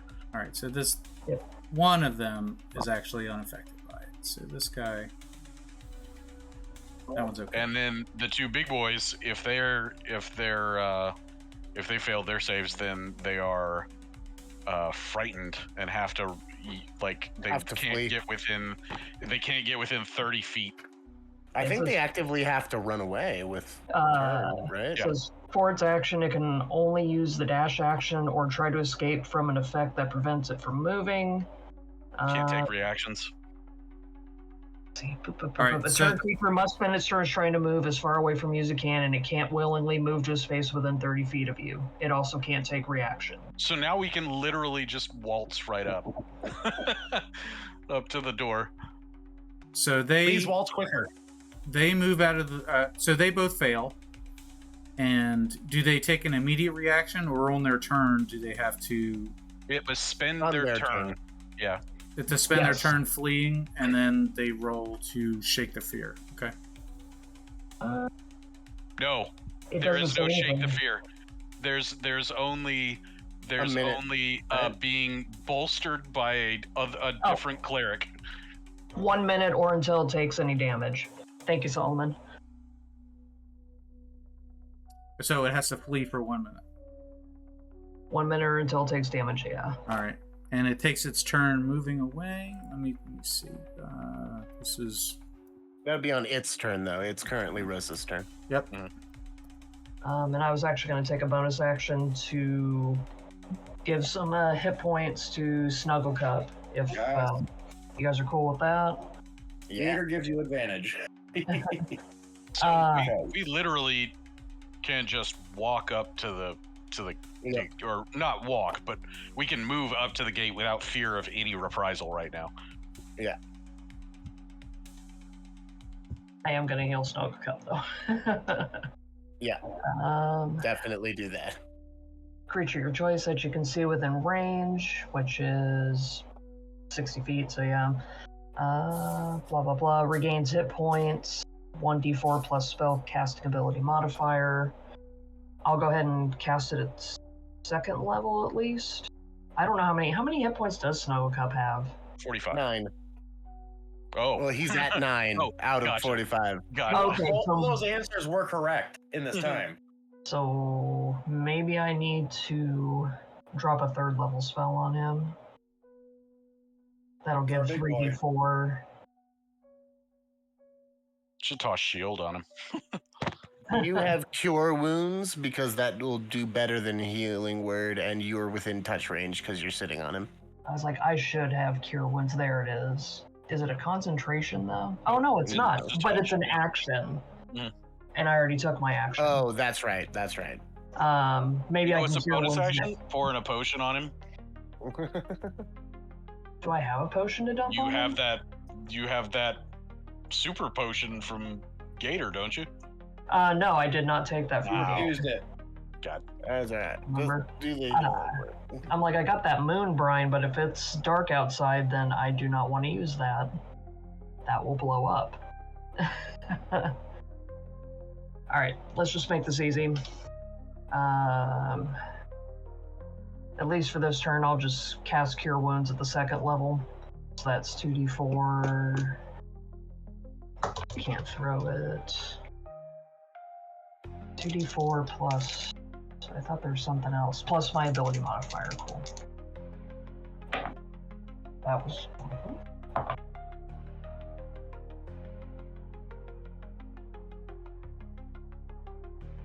12. Gets 12 HP back. Nice.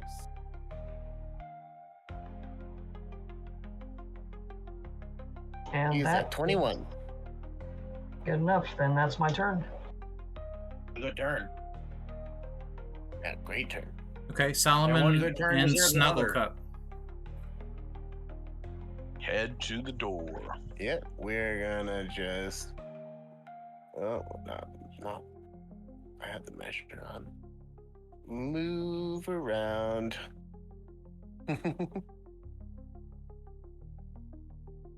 Now that's difficult terrain with open graves there. So if you want to No, move, no. 10, 15, So- 20, You can go straight 25, through the 30, the other guy because he's frightened and can't take any reactions on you guys. Yeah, Even- the meta yeah, would yeah, be but- it would just kind of step aside to get as far away from Rosa until it could flee on its own energy. Yeah. Right. Either way, 50 feet with the double movement through the graves off the path. It ends us right there. okay, Oh, I think I put. I'll give you that. Snug on the same. Since it's not prone and it is feared, it won't take an attack of opportunity. You don't have to use a disengage. The steps may be a little bit difficult terrain, but it's good. And as we run up here, seeing that there's a zombie up here, I'll take my action to shoot him with a crossbow. Okay. Wait, who are you shooting at with the crossbow? The one at the top right. Oh, okay. On my 3. Okay, Yeah, cool. this guy.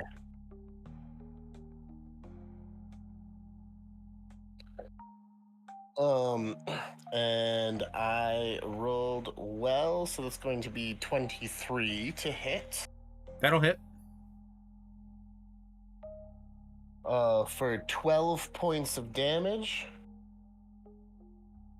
Okay. And for a bonus action, I will also drop a 2nd level healing word on Snugglecap. Okay. Bolster the boy.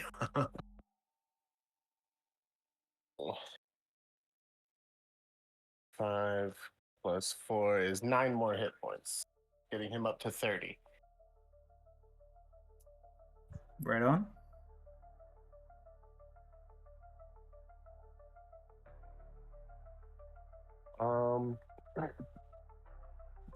And we'll call that pretty decent for the time being. I won't ask anything more of Snugglecup in the moment. Okay. Bronson and Gator. All right. Do I want to move? Like, okay, how quickly do you guys want to be dealing with these guys? Like, do we want to regroup up at the stairs, or because we're gonna have to deal with them eventually? Can I just start? No, doing the- regroup so we can funnel them through what looks like these like this Yeah. maybe big stone Alright, gate, Cool. whatever's going on here. Alright. Yeah, I Diablo see. principle the whole way. I too am going to. Get So up here. Bronson, you're going to need to take your action to disengage. He can't Just- take reaction. Yeah, he's got no reactions. Yeah, because of the turn. Oh, so you're so the fear would eliminate the ability to Yeah, do it's attack of specifically as a- opportunity. Yes, as channel divinity, it specifically says it also can't take reactions. Right? No, I didn't know if attack of opportunity was a reaction. It is. Okay. Yes. Fortunately, otherwise, I think there was an ability in 3rd that let you take unlimited attacks of opportunity, and that's like why So people it was attacks of opportunity up to your dex modifier. Yeah, Combat So you can have up reflexes. to like 5 of them. Your Yeah. bard could just be ridiculous. Whirling, Because whirling in dervish. those days, there was no cap at 20. You could have a dexterity score above 20, so you could have like 8 attacks of opportunity. Yep. And yeah, whirling dervish builds were completely broken based off of that. Let's see. All right. So when I get up to there, what am I looking at up there? Let me zoom in real quick and see what kind of thing that looks like. It's an Oogie Boogie. Like a dude with meat in his mouth. All right. I'm assuming So ghoul. I can't move any closer, but I can pull a javelin from my shoulder and try and impale him right in his chest. So I'm gonna do that. Okay. Javelin coming at you. And that is a 26 to hit. Yeah, that'll hit. Eyeball. Oh, by the way, I am engaging reckless attacks, and so you basically have advantage on all attacks against me. Okay. So Until I'm the start of going- your next turn, right? When you make another decision whether or not. Well, yeah, but I'm effectively staying in reckless I attack see. mode. Yes. Oh, excuse me. No, I won't because I'm not making a melee attack. So Oh. more ranged. So here comes the damage for the javelin. That is 11 points of damage. Okay. Is he still on his feet? Yeah. Mm-hmm. All right, another javelin. That is a 14 to hit. That does not hit. Oh, damn. That goes sailing wide. And Gator supplements that last javelin with a firebolt. I'll frenzy one more time. Oh, I'll do my turn now. That one's a 19 to hit. That hits. All right. So that is another 8 points of damage. All right. And that's all my javelins. I will say, that guy. yeah, you can fetch him. Oh, I will, but I don't have any more at the ready. See, the thing about being an illusionist is not really great against undead, but Or the living. or the semi living and past. But anyway, so my only recourse at this moment is firebolt. So I will aim that at the offending. What I assume is a ghoul, but I haven't received any. The one with the javelins sticking out of his chest. Yeah, the one that everybody's been focused on, because the other guys appear to be afraid of Rosa, which I love. Oh boy, is this? I have 2 of the same color dice. I don't know which one's the good one. Okay, spell attack at +6. 22. Yeah, that'll hit. Woohoo! And just to confirm, I know it's 2d10, but my paranoia. Yeah, it would be 2d10. Thank you. Okay. And that I have to actually roll here because I didn't look for my dice because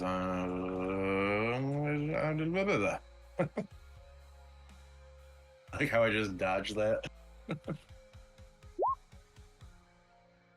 Ooh, 18 total. I rolled a 10 and an 8. That's pretty good 18. All right. for a free firebolt. Gotta love it. Okay. Yeah, he's bloodied at this point. He's much more robust than the other zombies. For now. He is he's very stocky. We'll put it that way. Not bulbous like the Andre the Giant zombie down below, but just a very wide body, able to absorb a lot of damage, greater in many ways than a regular zombie. An undead brick shit house. Sure.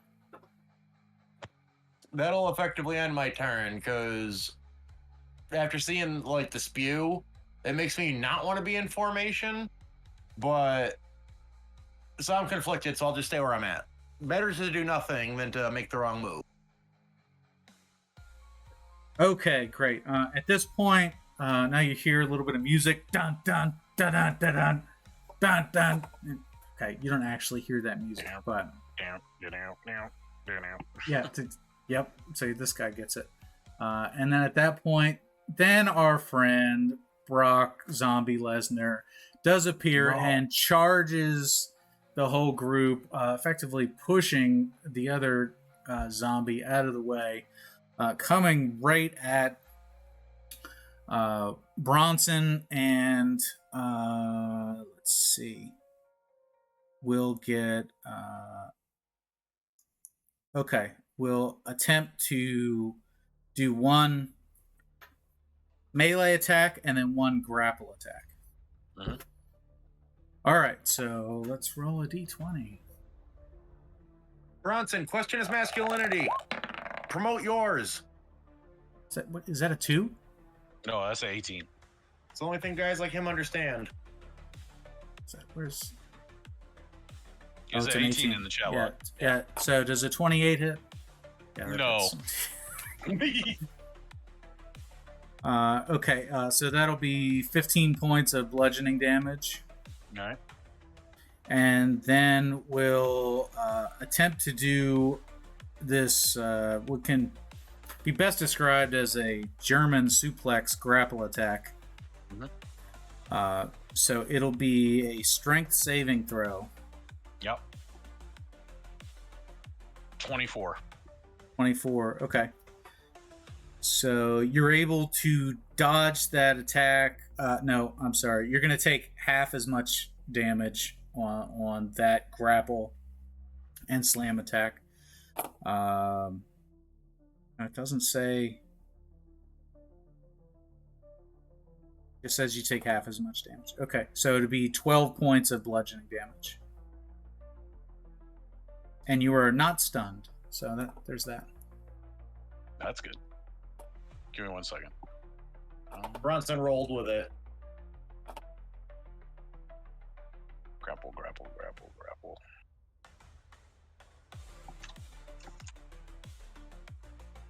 Grape looks like an apple. Moving on. Then the large zombie will. Oh, yeah. So wait, on a grapple we have contested strength checks. Did he beat a 24? It says the creature that it's grappling must make a DC save. Right, but we're not grappling yet. Okay. Well.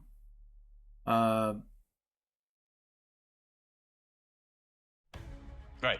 So if we do a contested grapple. Yeah. So if you and roll then it, if he succeeds, then I have the grappled condition. Okay. Well, then he doesn't succeed then. If your roll was a 20 some. It was a 24. Yeah. So his was not that. He didn't roll. It was. We just compared it against. All right. So let's roll. Yeah. So that's not going to cut it. Hooray. Yep. All right. So you'll evade the grapple attack. Sounds good. Then the other one is going to come up and attack Gator. I would like my attack of opportunity.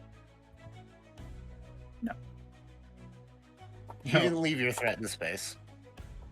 He's still in your threatened space. Oh, yeah. I keep forgetting about that. Okay, so it'll be 2 attacks here.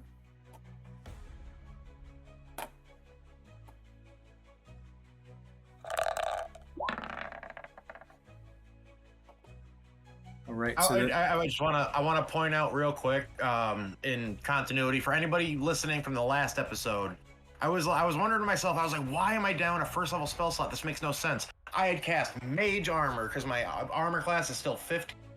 So I just want to throw that out there. Yep. Hooray. So this would be a 16. Okay. So, well, no, the perfect thing is I was going to say, if anything, I can just use my reaction to cast shield.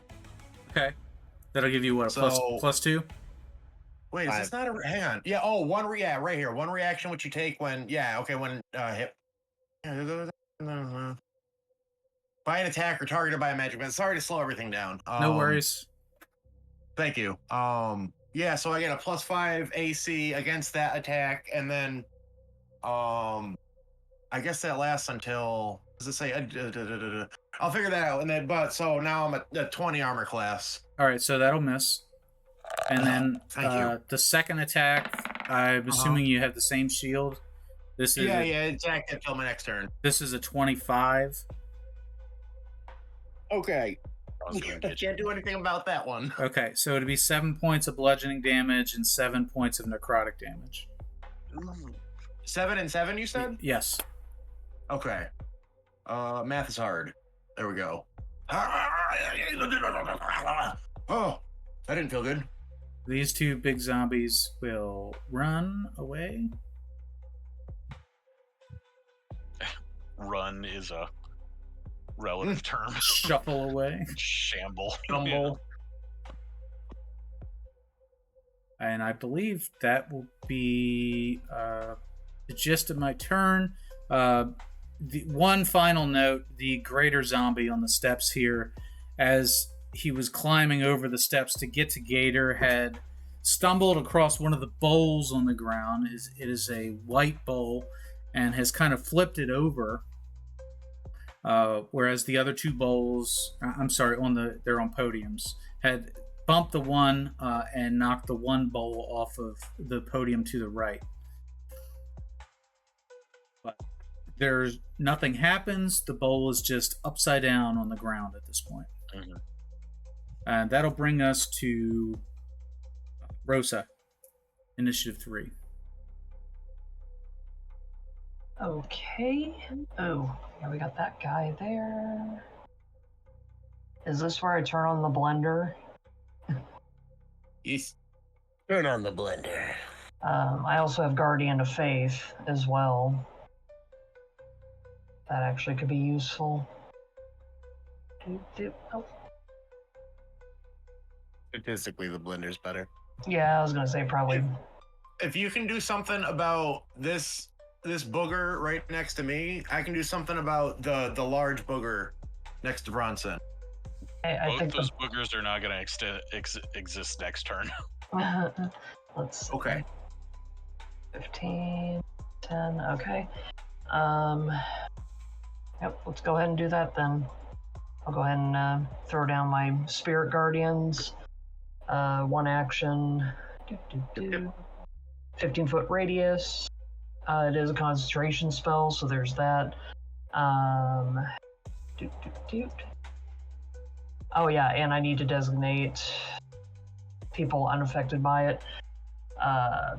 Does it have to be by name, or can it just be not basically the living? Yeah. you could make it anyone who isn't zombies. Well, like, what do you look like? Anyone who's like not in your party, or anyone who means you ill, or Right. like, what are we looking for here? It says any number of creatures you can see to be unaffected by it, so never mind. Yeah, no, it's your. So basically, the party. Yeah. The Right, party right, will right. be unaffected by it. Yep. That essentially means if somebody new comes and jumps into combat, they're gonna be affected by it, whether they're friendlies or not. Yeah. Yeah, there's nothing I can do about that, unfortunately. At least according No to extra token. Not unless you just banish A the spell. recast would do it, but that'd possibly be a waste. There'd have to be a real good reason for that. So, yeah, let's turn the blender on, at least until my concentration gets broken. Affected creature speed is halved in the area when they enter the area for the first time or start their turn there. There's a wisdom saving throw. You'll take a bunch of radiant damage. Or half that damage, so we'll cross that bridge when we get there. So It's triggers. time to dismount too, Rosa. I've got a crazy idea. Alright. So Let's how do big it. is it? Uh, 15 foot radius from me. Okay. From you? Yep. All right. So that's like what? These. That'll Those get two guys. those two. So the question is, that takes effect at the beginning of their next turn. They'll automatically start getting grinded. Okay. And how long does it last?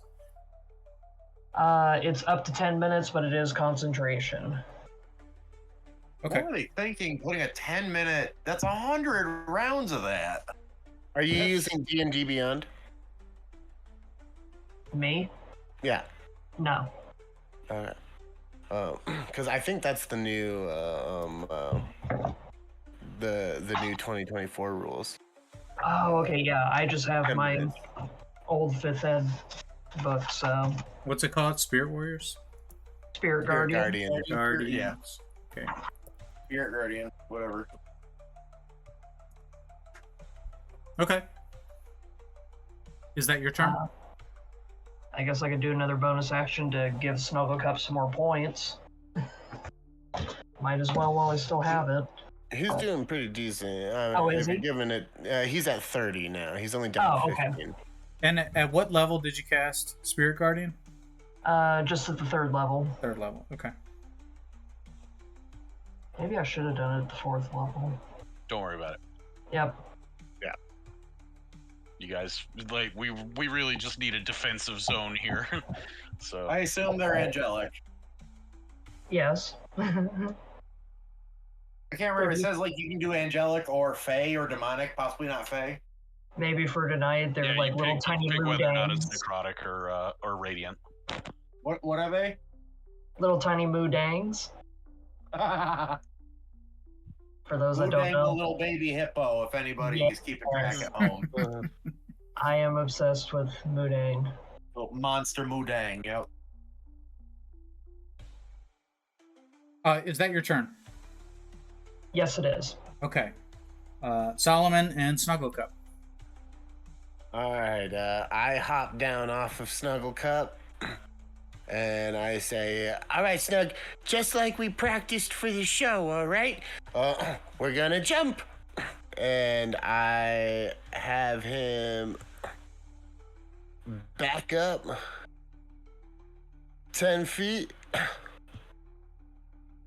and then he gets a running start and does his running leap 25 feet to the other side of this guy. He just jumps straight over him Okay. and is now flanking with Bronson Okay. Ooh. and is going to make a bite and a claw. Okay. Go ahead. Bite attack is going to be 18 to hit. Oh, pardon me. Yeah, that'll hit. For 5 points of damage. And the claw is 21 to hit That'll hit. for 9 points of damage. I will kind of move through Rosa over this way onto the other side of Gator, and that dude's riddled with javelins and standing in holy spirits, so I'm just gonna go ahead and fire my crossbow again at the big guy. This is working so well. Okay. 16 to hit. That will hit. For 11 points of damage. Gotcha. Okay. And yeah, I'll call that turn. Okay. Then Bronson and Gator. All right. Here comes the murder train. I am attacking recklessly. Okay. Also, I am using great. You've got weapon the big guy flanked. You don't need Yeah. to attack recklessly. Yeah, that's true. All right, so I'm just using great weapon mastery then. So here we go. I'm gonna be attacking with my greatsword. Okay.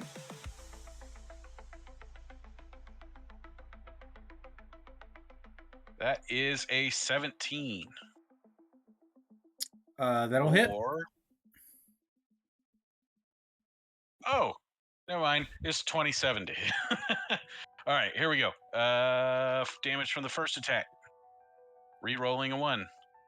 All right, so that's 14 plus another 12. 26 points of damage. Okay. And then second attack.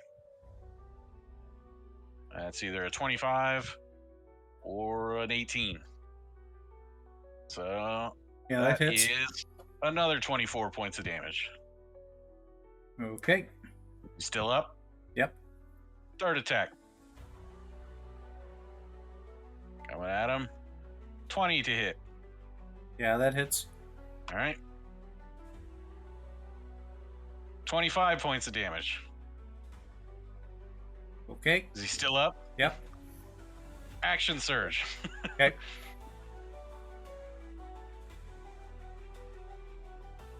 $25 to hit. Yeah, that hits. Nope, 27 to hit. Yeah, it hits. And that is 24 points of damage. Okay. Is he still up? Yeah, you beat the shit out of him, though. All right, another attack. Natural 20. So we got a crit going on here. Okay. 4d6 plus 12. Plus I get to re-roll a couple of those. Let's see. That is 32 points of damage. All right, that'll drop him. You know, but here's the catch. If I can roll a DC 37 on my dice, he'll stand back up. And I don't have any more actions. That's it.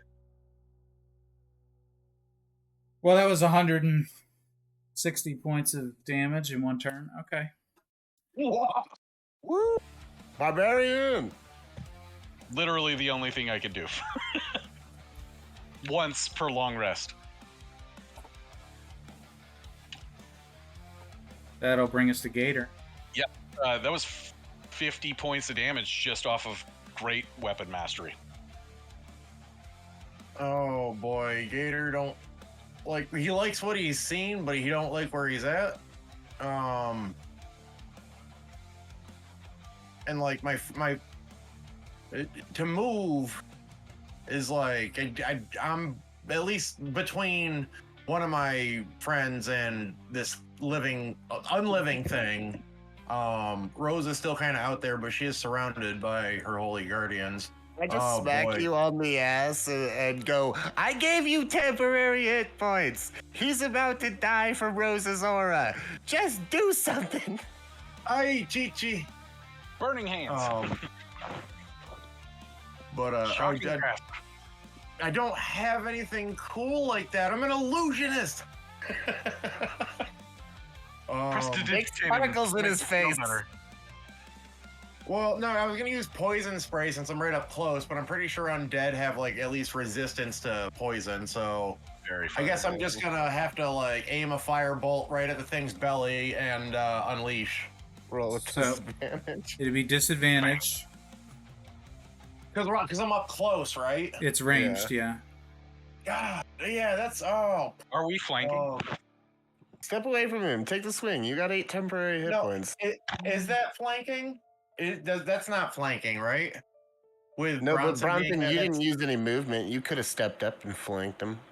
Yeah, if you move, I've done that. Then I'll give you flanking. Whip. Flanking doesn't give you a benefit to ranged attacks, only melee attacks. It's true. I'm gonna just punch him. No, just hit him. They're in melee combat, so it would not a ranged spell attack like. It would not give your ranged attack advantage. Yeah. I'm looking at poison spray. That's ranged. It has to be ranged. You have a quarterstaff? I'm pretty sure poison spray is a DC though. You don't have to make an attack, and it's only like 10 feet in front of you. So what does that do to the advantage then? Nothing. It wouldn't apply to flanking. Right, You're just making a puff of poison gas. Yeah, but then I'm thinking like, I'm also worried. I can't remember if undead resist poison. Give me an Arcana check. Oh, thank you, DM. See, hell of a guy right here, Saucey.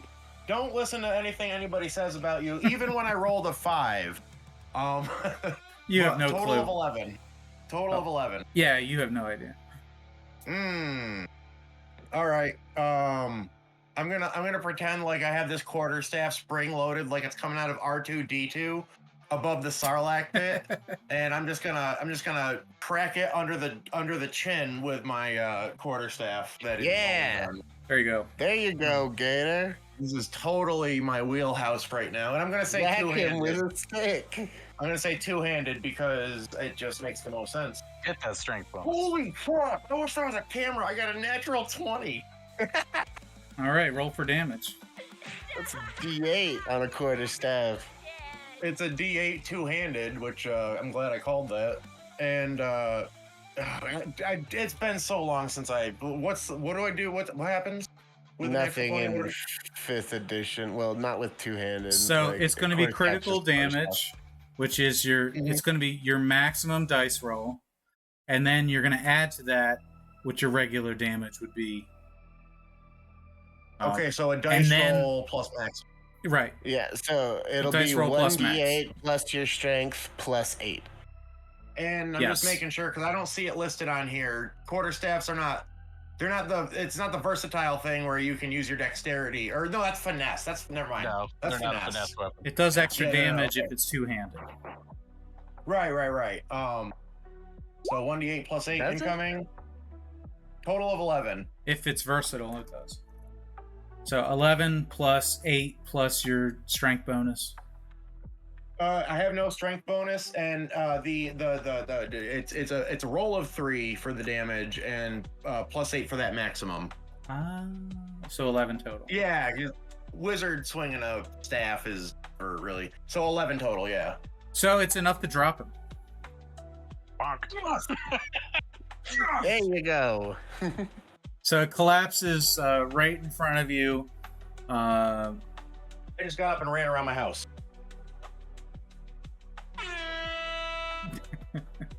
And that seems to be the end of the zombie incursion. Up on the higher level, there are still some shuffling corpses down at the bottom of the steps. All right, I can handle those. If you guys can, we need to get in. Yeah, Rosa, get the door yeah. open. Gator, just start slinging fire. I'll do similar. We'll just clear the courtyard, all right? Gator can't hear you because he's too busy. He's like just perforating this corpse with his staff now. Gator, you're very capable. Your self-confidence could use a little work. Come on, help us clear the courtyard. And then with finger pistols, he goes in. Well, turns out the doors are locked. Yeah.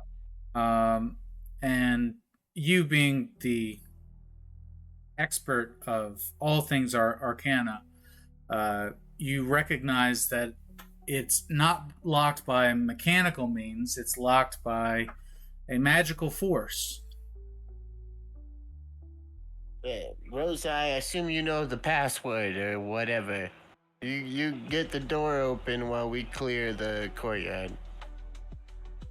I'll at least approach the door, maybe hold out my cleric symbol, kind of take a look at what's going on with the door. Worst case scenario, you could roll the bones to try and find out. There are bowls. There's probably something to do with bowls. Smoke one. I was like, I was like, maybe I need to drop the spirit guardians too in case there's. Nope. No. Keep Nope. that Okay. up. All right, it stays up. Me and Gator are gonna stand in it while we shoot things at at If zombies. anything sneaks up on us from around the side of the cathedral on either side of the path, they're gonna get chewed up at least before Yeah. we So- have to deal with them. we're gonna role play out this combat and just say that Yeah. zombies continue to approach the steps, and they're being picked off by light crossbow shots and snuggle cup scratches and whack-a-mole Firebolt. Yeah, two we're by just making four our shots. last stand here. Up at the door, let's have a perception check by Rosa and Gator. Perception. 9.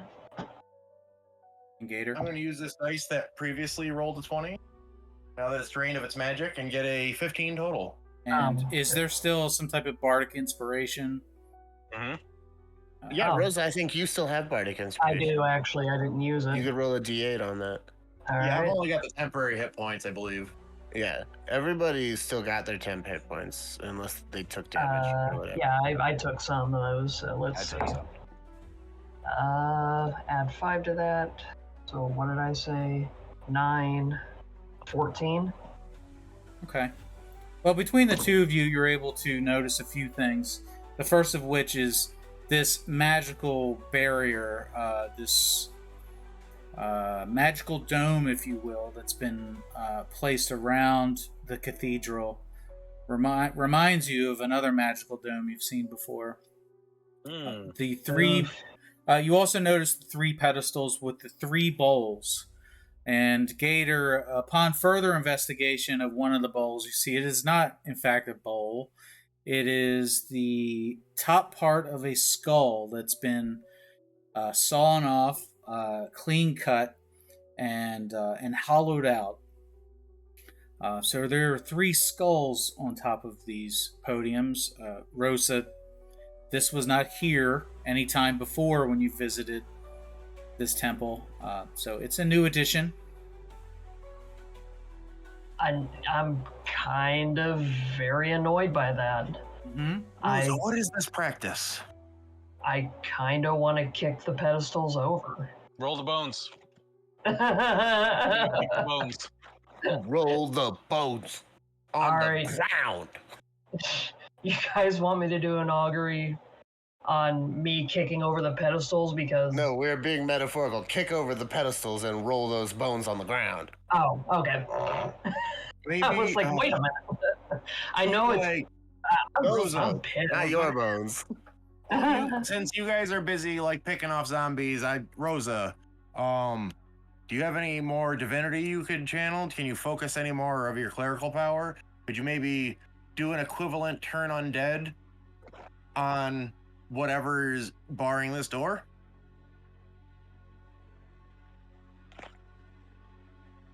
I still got at least a charge on the channel divinity.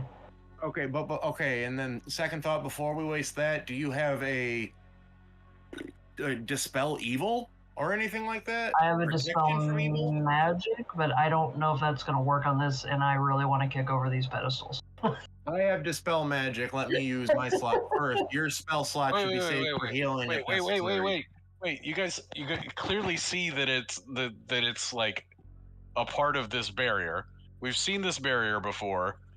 Try and figure out what the mechanics of this thing are before we just go smashing possible key fragments. You know, like Okay, but it could be that we need to put this stuff together and can undo it that way. But you guys definitely need to figure out whether or not you know what this mechanism is before we go smashing it. Watch your back, Bronson. And then a zombie hits the ground as I put an arrow. I love that It's coming Bronson. up behind you. That Bronson is like, wait, don't kick over the pedestal, says the guy who pushed a guy in the friggin' bay or whatever. Yeah. okay, so but Because the guy in the prompted by bay that wasn't going to, like, if I could push over the pedestals and then some nerd would stop bothering me, then I'd be all up for pushing the pedestals over. But this is potentially the difference between us getting into the church or maybe letting whoever survive, any survivors out of the church so they don't starve to death. Like we need to make sure that we don't flub this. Like, Okay, so the so- skulls definitely aren't a Moradin thing. That's definitely Dark Order, and they are on my list of destruction, which is just one thing. DM, in your description, I didn't catch in the verbiage if it was clear. If you mentioned, is it obvious to us that it is 3 separate skulls sewn, or like sawn? As you, I said sewn for some reason. Yeah. Does it look like it's 3 separate skull bottoms, or okay? Yeah. So it's not like 3 parts of a skull that we could assemble, Correct. like the Shrine of the Silver Monkey in Legend of the Hidden Temple. No, they appear to be bowls, but upon closer investigation, they are clearly the top part of a skull from 3 different people, presumably. And one of them is on the ground because it got knocked over in combat? Yes. Now, they could be animal skulls, but they are roughly the size of a humanoid. Oy. Can I do any sort of Arcana check? Sure. Okay, let me look here because I know I got one more thing there. Double proficiency. Intelligence of 1. Fill the bowls with piss. Okay. Defile this ritual. 13. You're not able to figure out exactly what the mechanics are of these bowls or their purpose, but you can deduce that they are the mechanism for which access is granted to the temple.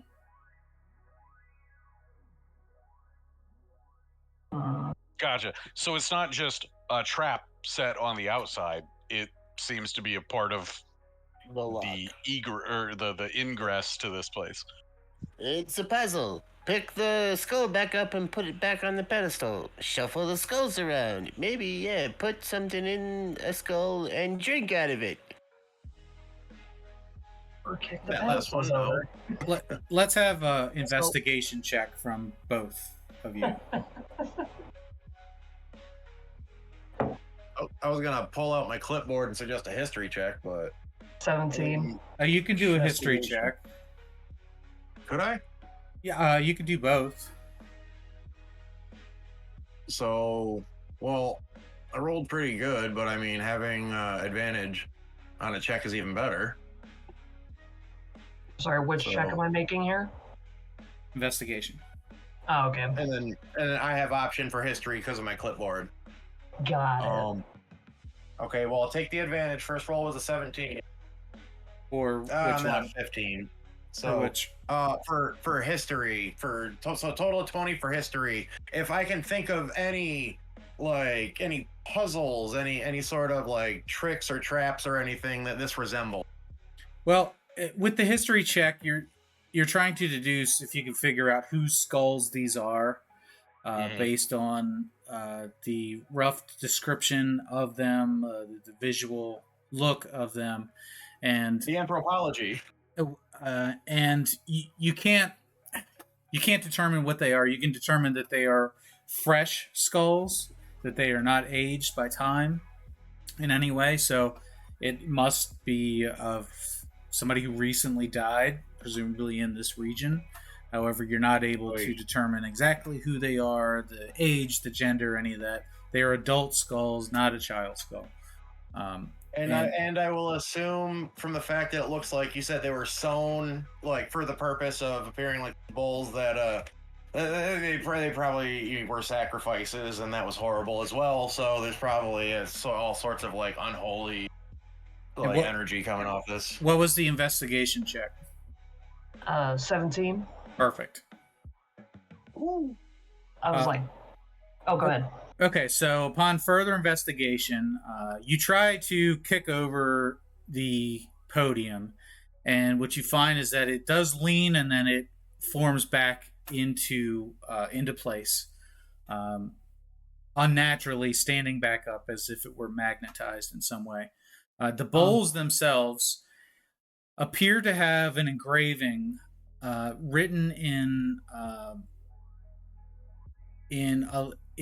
Halfling, a language that would not otherwise be understood, and the skull that you pick up, you can make out this etching on the inside of the bowl, and it just says one word that chills you. It just says the word blood.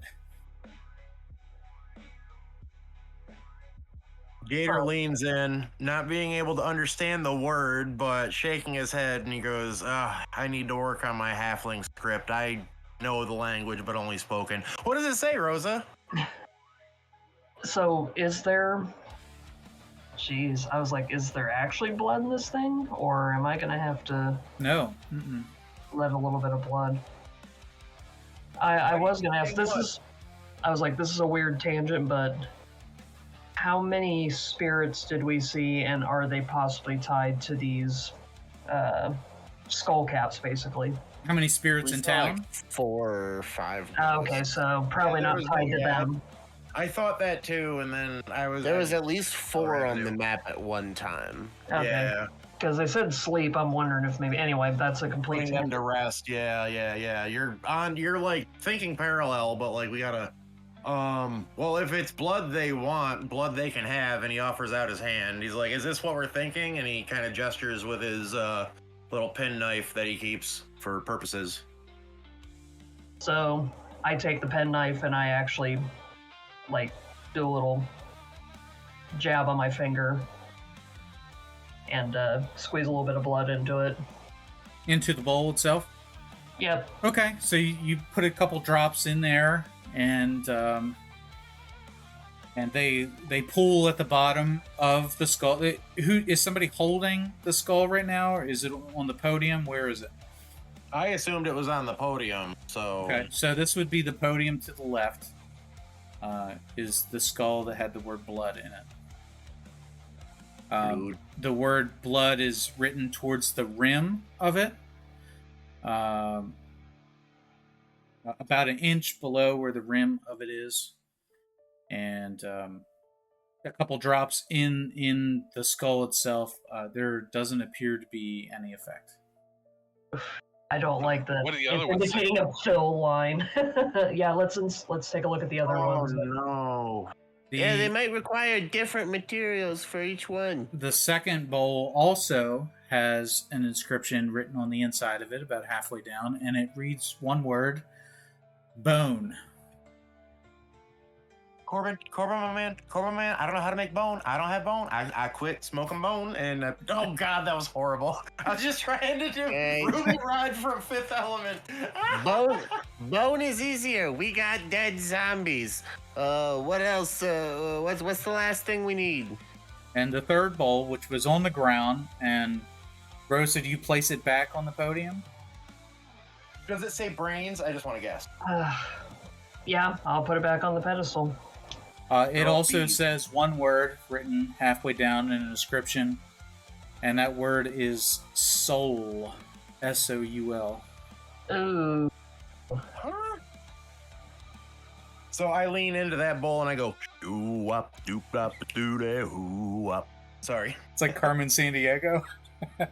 Yeah, that's exactly what it was. Yeah, I was gonna make a Kia Soul joke. I know it wasn't it's technically not soul, it's doo up, but anyway.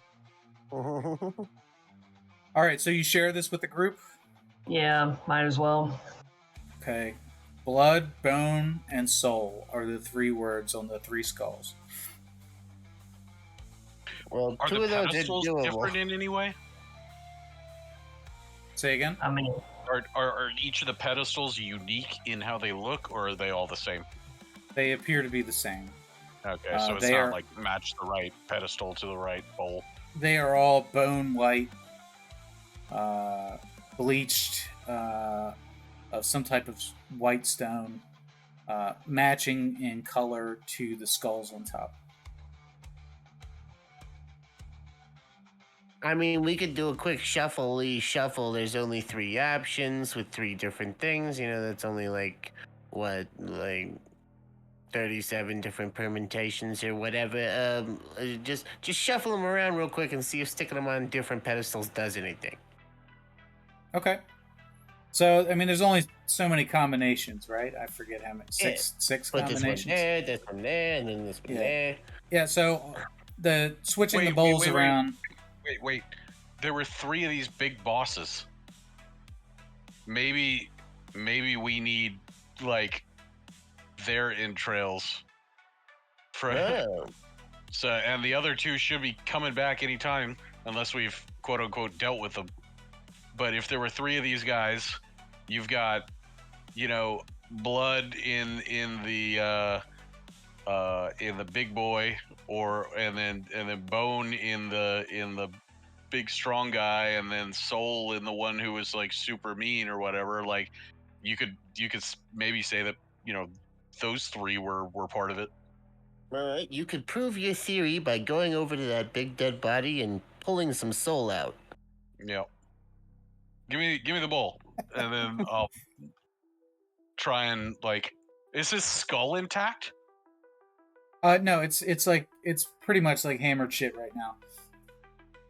It's got 160 points of damage put into it. Can I put the skull on, or the bowl on top of where his hat, his head, top of his head would be, like completing the skeleton again? Sure, yeah, you can do that. Anything happen? You feel you have mixed emotions about defiling this corpse right now. But nothing. It was already a defiled corpse before I got to it, so. Yeah, nothing beneficial happens. You're just, some asshole standing there with somebody else's skull on top of a pile of meat. I don't know why my brain tells me that soul. I don't know if maybe convincing one of the ghosts to be like, get in. Or can I have a little bit? I don't know. Capture a ghost. All right, let me prod you guys a little bit here. I'll give you a clue. So, of the 3 components, which do you have handy? Blood and bone. Okay, where do you have blood? In our bodies. Okay, so we can try Bone is that. in body. Where do you have bone? This is a graveyard full of zombies. Yes, okay. Where do you have soul? I sang already. I'm not even That's the bard. too big of a question to get The into. ghosts. You can say the ghosts. Okay, but so you don't have the ghosts. Do any of you have? Okay, let me phrase it in a different if we're way. talking Eastern philosophy, soul is in your breath, so I breathe into the bowl. Okay, so it does, it does seem to get a reaction from that. Although it's just a very dim reaction. So the question that each of you consider is, where do we get a soul from to put into this bowl? The ghost has already been talked about. One of us has to die. And that idea can be tossed around. The third idea is, do any of you have an item that has a soul trapped inside of it? Yes. My underpants? We have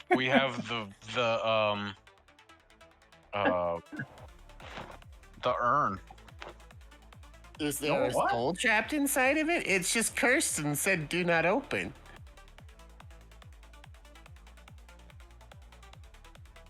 I don't remember anything else that would hold a soul then.